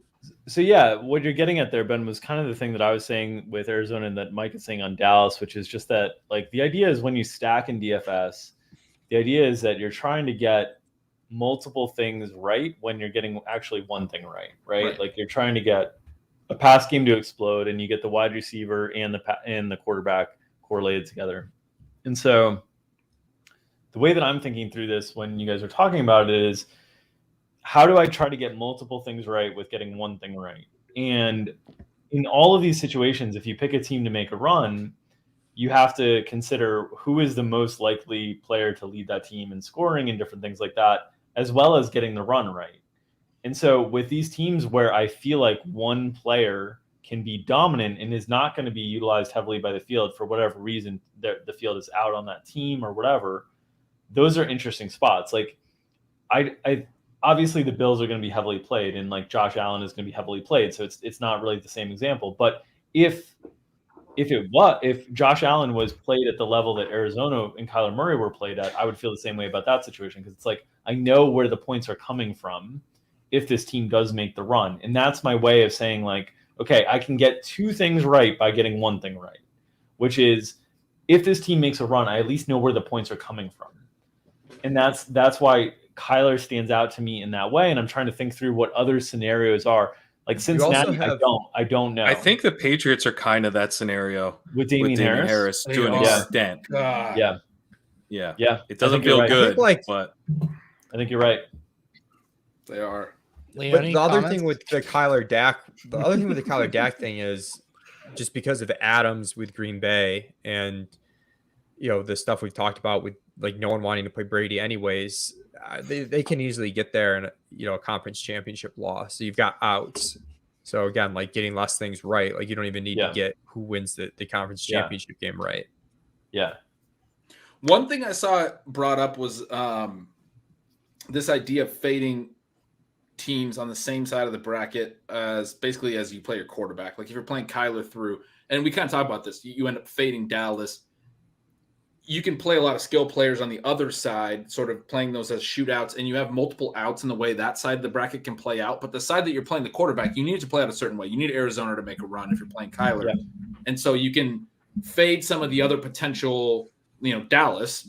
Dallas can't make a run if Arizona's making a run. Or, I mean, they both could, but it's obviously more narrow. You want Arizona in the Super Bowl. And then you can play the and maybe fade them and play the tight ends from that side. And then on the other side, you can play the running backs and receivers that could get there in 1 game, 2 games, 3 games, something like that. It gives you multiple outs on half the bracket. I think some of this other stuff that we've talked about, I mean, is who are the players that can get there in situations where their teams don't make a run? Like that was getting back to the question that Pat was asking me that Shawn had brought up last night with you guys on like the running back position. But I think Mike's brought that up with Josh Allen. I've brought it up with Kyler Murray. Mike's brought up with Dak a little bit too. Like, who are the guys that, if it's not perfect, they can still get there, and the field's maybe underrating how likely they can still be in the winning lineup, even if their team doesn't make a run. And I think like almost all the first round underdogs. Yeah, there's guys. One guy Dallas that jumps out Goedert, to me, like Dallas Waller, Waller, Goddard, Waller, Jacobs, Najee, Jacobs.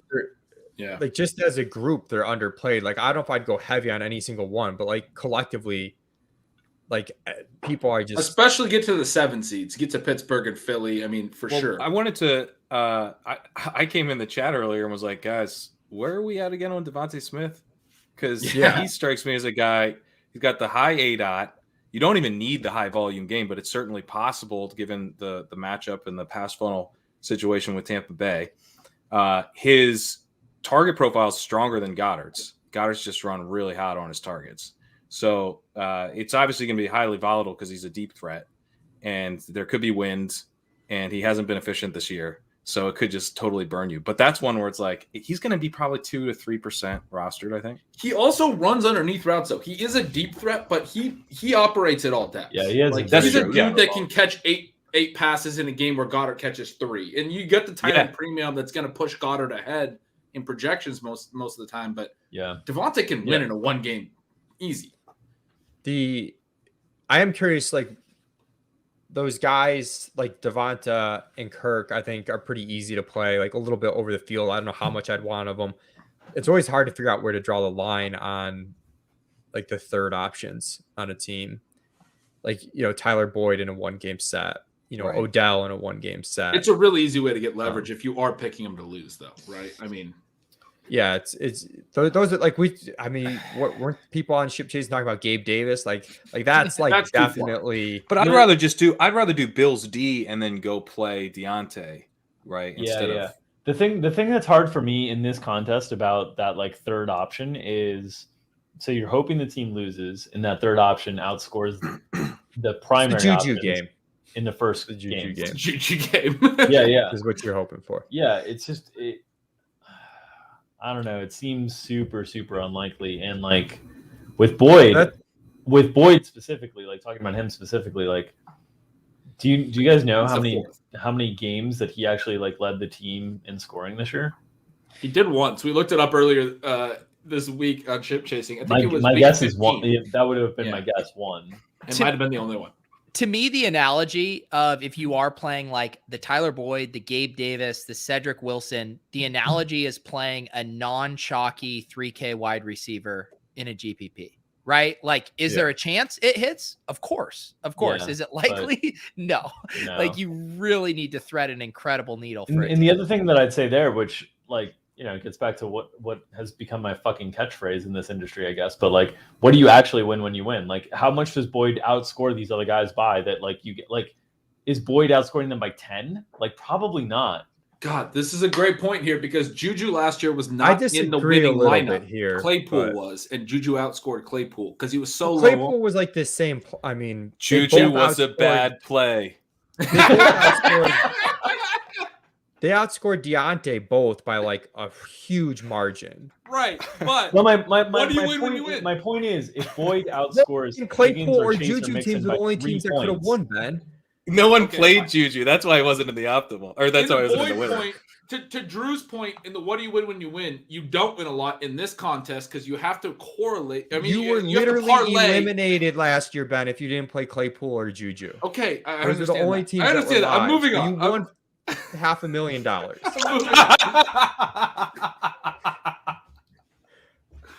That's what you won. What do That you good win enough when for you win is a point that I've been making on this one as well, Drew, this week, where somebody was talking about CJ Uzama, which is funny. We're on the same team, but Boyd kind of makes the same point. Even if you hit that, you're gaining on the field there, but because you can't correlate like DFS, you still have to get the other 10 spots right, and it's you still have to get the Super Bowl right. And I mean, Uzama's had a game where he's like probably out because he had that one like crazy game with 2 touchdowns where he's probably outscored his teammates by 10. Does Boyd have that in him? Maybe I don't know. Boyd's probably more likely to outscore his teammates by 10 than Uzoma. Probably, you know, I agree. I agree on that, but I still think it's like such a small percentage of times that happens. I think most of the times that Boyd wins that matchup against the other 3 skill players, it's by like 2, 3, and like you don't actually separate in any way, shape, or form. Yeah, I'm more open to it than you guys. I think there's more of, you know, if a chalky bracket plays out, like those 3 points could actually be like super pivotal. Someone asked Ayuk better than Boyd, and I think yes by like a wide margin. I thought we were going to get drunk, Leone. You just said pivotable. I think Ayuk's better than Boyd too. I think Ayuk's better than Boyd. I was throwing Boyd out as like a guy I think is like on the line. Not that I'm not saying we should play Boyd, but I think like Boyd and Odell are like where the line is. Yeah. And Claypool's on that line. Yeah. Like, it kind of comes down to how you feel about the player. Because Claypool's a Devonta Higgins, right? Devonta's the third, but Devonta's like maybe the first. Like do you that's love that's the appeal of Devonta is like he might be the first. Yeah. He has been the Claypool, first based on the target just profile. said, like Claypool's probably on that line too. Like I think that's the tough part in our builds right now is how many of those types of guys that we play. I think collectively we all agree that those types of plays are overrated in general, but I don't think they're like useless. Yeah. Right. And it's funny. We had back-to-back comments here. Austin asking, in the end, is it more important to get the contrarian individual players correct or just get the teams that are going to win in advance correct?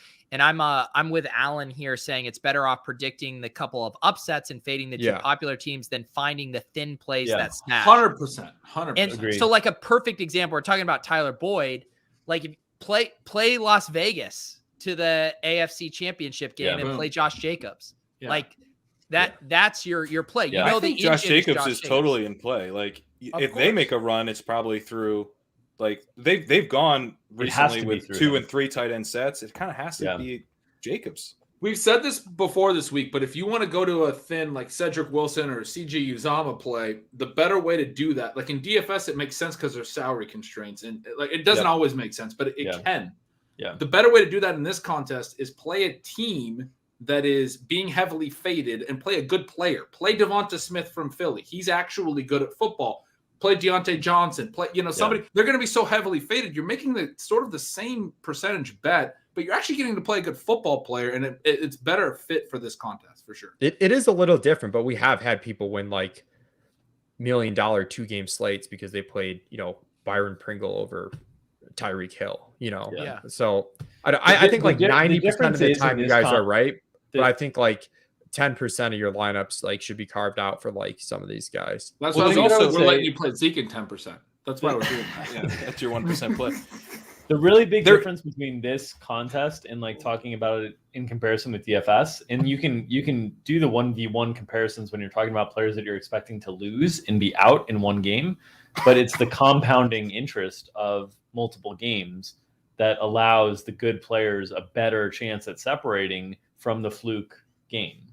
Right. Yeah. So like that's why that you're line talking is about like higher going off the board on some of these options. You need it. I think you need it to be one and done, because if not, they're more likely to get covered by one of their teammates the more games that they play. Like it's the natural rule of the law of large numbers. The more we've been sending them out. I mean, we've definitely seen it, and that's why I think if you make the pivot and you go, it's not just that like if you pivot to Smith or Jacobs, that guy has like a better chance than Tyler Boyd, let's say, of being the highest scoring guy. But then if you get that team advancing, you're not like, oh no, I'm dead. You're like, oh sweet, I've got the best guy on his team.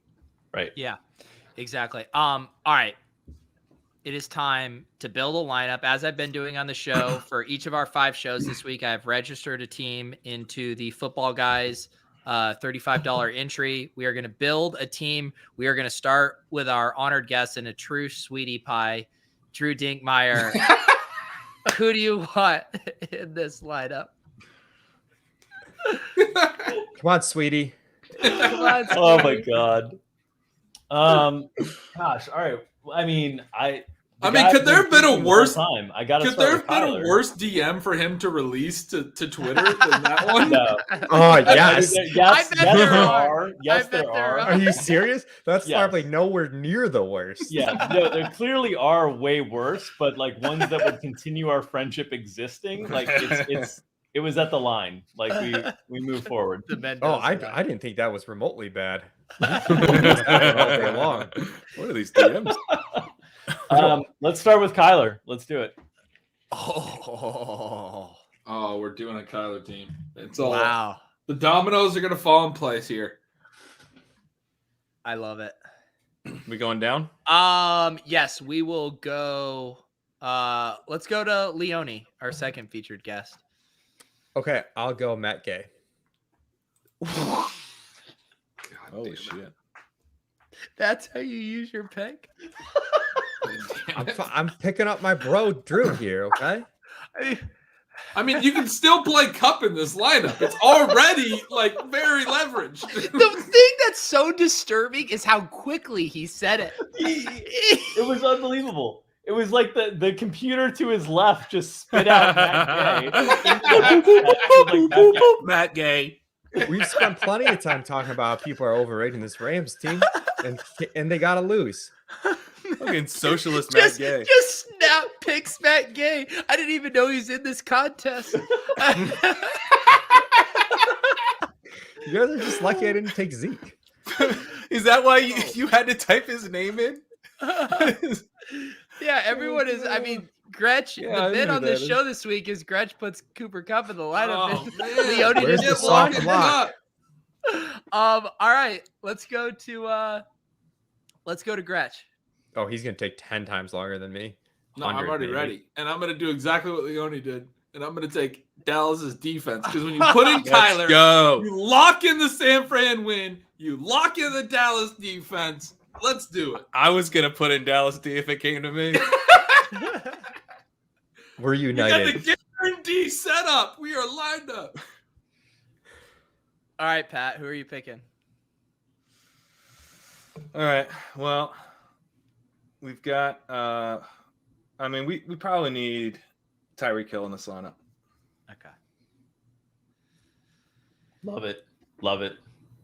Yeah. Just one of the best plays. Just play all the I'm good gonna let you bros figure out the NFC mess that you have created, and I'll put Diggs in our lineup like we do every goddamn week. That's actually a great pick. every lineup all week. Doesn't matter. I mean, We need to snake it, Pete. Pete, a second pick. wow, you want to snake it? Drew Yeah. wants the leverage pick at the end. He do. wants- I do. All right. I'll just burn our. I mean, if we have Kyle, we can eat some Derrick Henry chalk here. So then who's it back to? Pat? Yeah. I know who I want. I'm ready. Brock Wright. I'm gonna go. I'm gonna go Kittle. Okay. I was That going was- to clean up my Dallas mess with Debo, but That was the right call, Pat. That was the move. That's who I was gonna take. Who are we to? It's back to Gretch me, now? I think. Yeah. I was going Debo, so now I have to think. I have to. No Cooper. No Devo. We'll go T. Higgins. T. Higgins. Ooh. All right, now to Leone. You got sniped. You can see it. Who did you want, Thanks. Leone? No, I was gonna do Kittle, and then I'm just trying to decide on this Tampa Bay situation what we want. Let's do Josh Jacobs. Okay. I like that. I like that a lot. All right, Dink. Double tap, power move. Oh man. You got to make the Tampa Bay decision for us. Tampa Bay, Philly, and Tampa Bay, Philly, Pittsburgh. Casey's in there though. We have that game. The Patriots. Oh, Patriots. We have the We got Bills in. hard New England here. Yeah, we're This gonna. is this is a New England fade, right? Yeah. Yeah. The rare light up build where the tight end and We don't have a Green Bay. That's a wild card. Green Bay. We already have faded Cup, so you know. I mean, I think leading the witness. as No. the notorious. Ben is so scared of I any think we want lineup. Devontae on this build. Yes. Okay. I think we want Yes, Devontae on this Dink. build. We Get started them the chuck wide show. receivers in there. We I started think the we want- show with Ben applauding Dink for suggesting a Cup and Adam. And look how But- scared Ben just was. In Ben's Go. defense,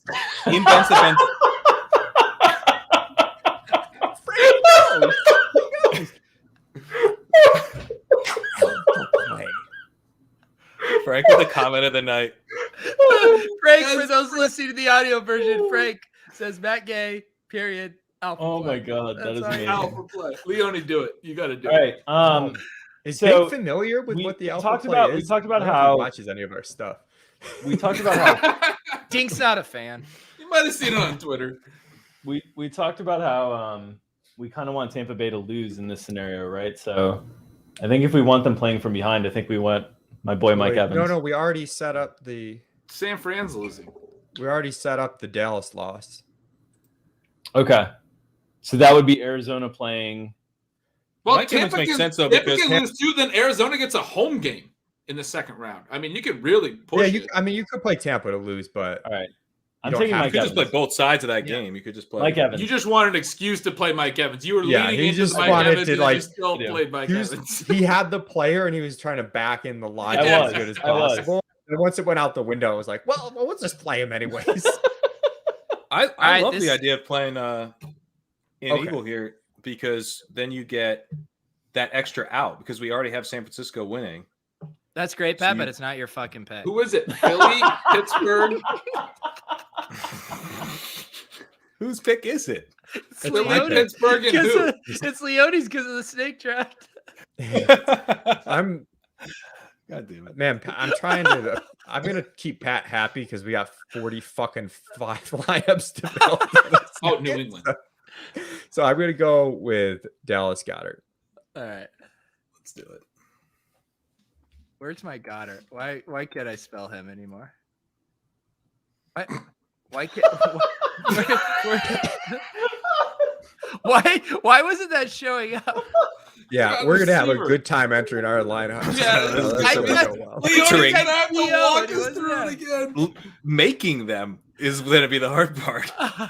All right, I to recap. I think you're underestimating how long it's going to take us to actually put them in after we make them. All right. So Tomorrow. That's tomorrow. We That's make them tomorrow tonight. work. We enter just them to be tomorrow. clear, before Pete That's tomorrow, recaps, Pat's problem.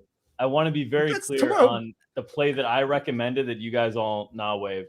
I feel like it's Mike Evans. I feel like based on Leone's conversation, based on Pat leaning towards Mike Evans' fate, I feel like Mike Evans is this year's Gronk. Listen, Dink. No, I we know didn't you're not make that fun of familiar it with the like we did FFPC. last It's year. tight end premium. People forget Yeah. I'm like on a reluctant Mike Evans fade. I'm just trying to set Dink up Yeah. for another massive win. Okay. Good to know. after he touted Gronk last year, we laughed him off. Now we have to go. You got to play Gronk. So to recap, the lineup we built: quarterback Kyler Murray, Josh Jacobs, Derrick Henry at running back, wide receivers Tyreek Hill, Stephon Diggs, Mike Evans, Devontae Adams, T. Higgins, tight ends Dallas Goedert, George Kittle, alpha play Matt Gay at place kicker, Leone, Dallas what defense. was Matt Gay? What do you mean? Was he? What do you think Matt Gay was in terms of a pick? Put him big screen. Put him big screen. Put him Hey, big hey, screen. hey, hang on. Someone has a Micah bedtime in the chat. and it's like really throwing me off that their names. Are you Pete's trying to go drunk. full screen to me? Pete's drunk on What's the on going the on? ones and twos. I'm What's working on happening, it. dude? All right. Dink started with Kyler Murray, which alpha play, just going to be scrambling all over the field, running left and right, running through the NFC Wild. We got to get them set up, and we got to beat the Rams to do it. So you know what? Cooper Kupp, biggest beta play out there for all you losers afraid to fade a 90%er with $500,000 up top.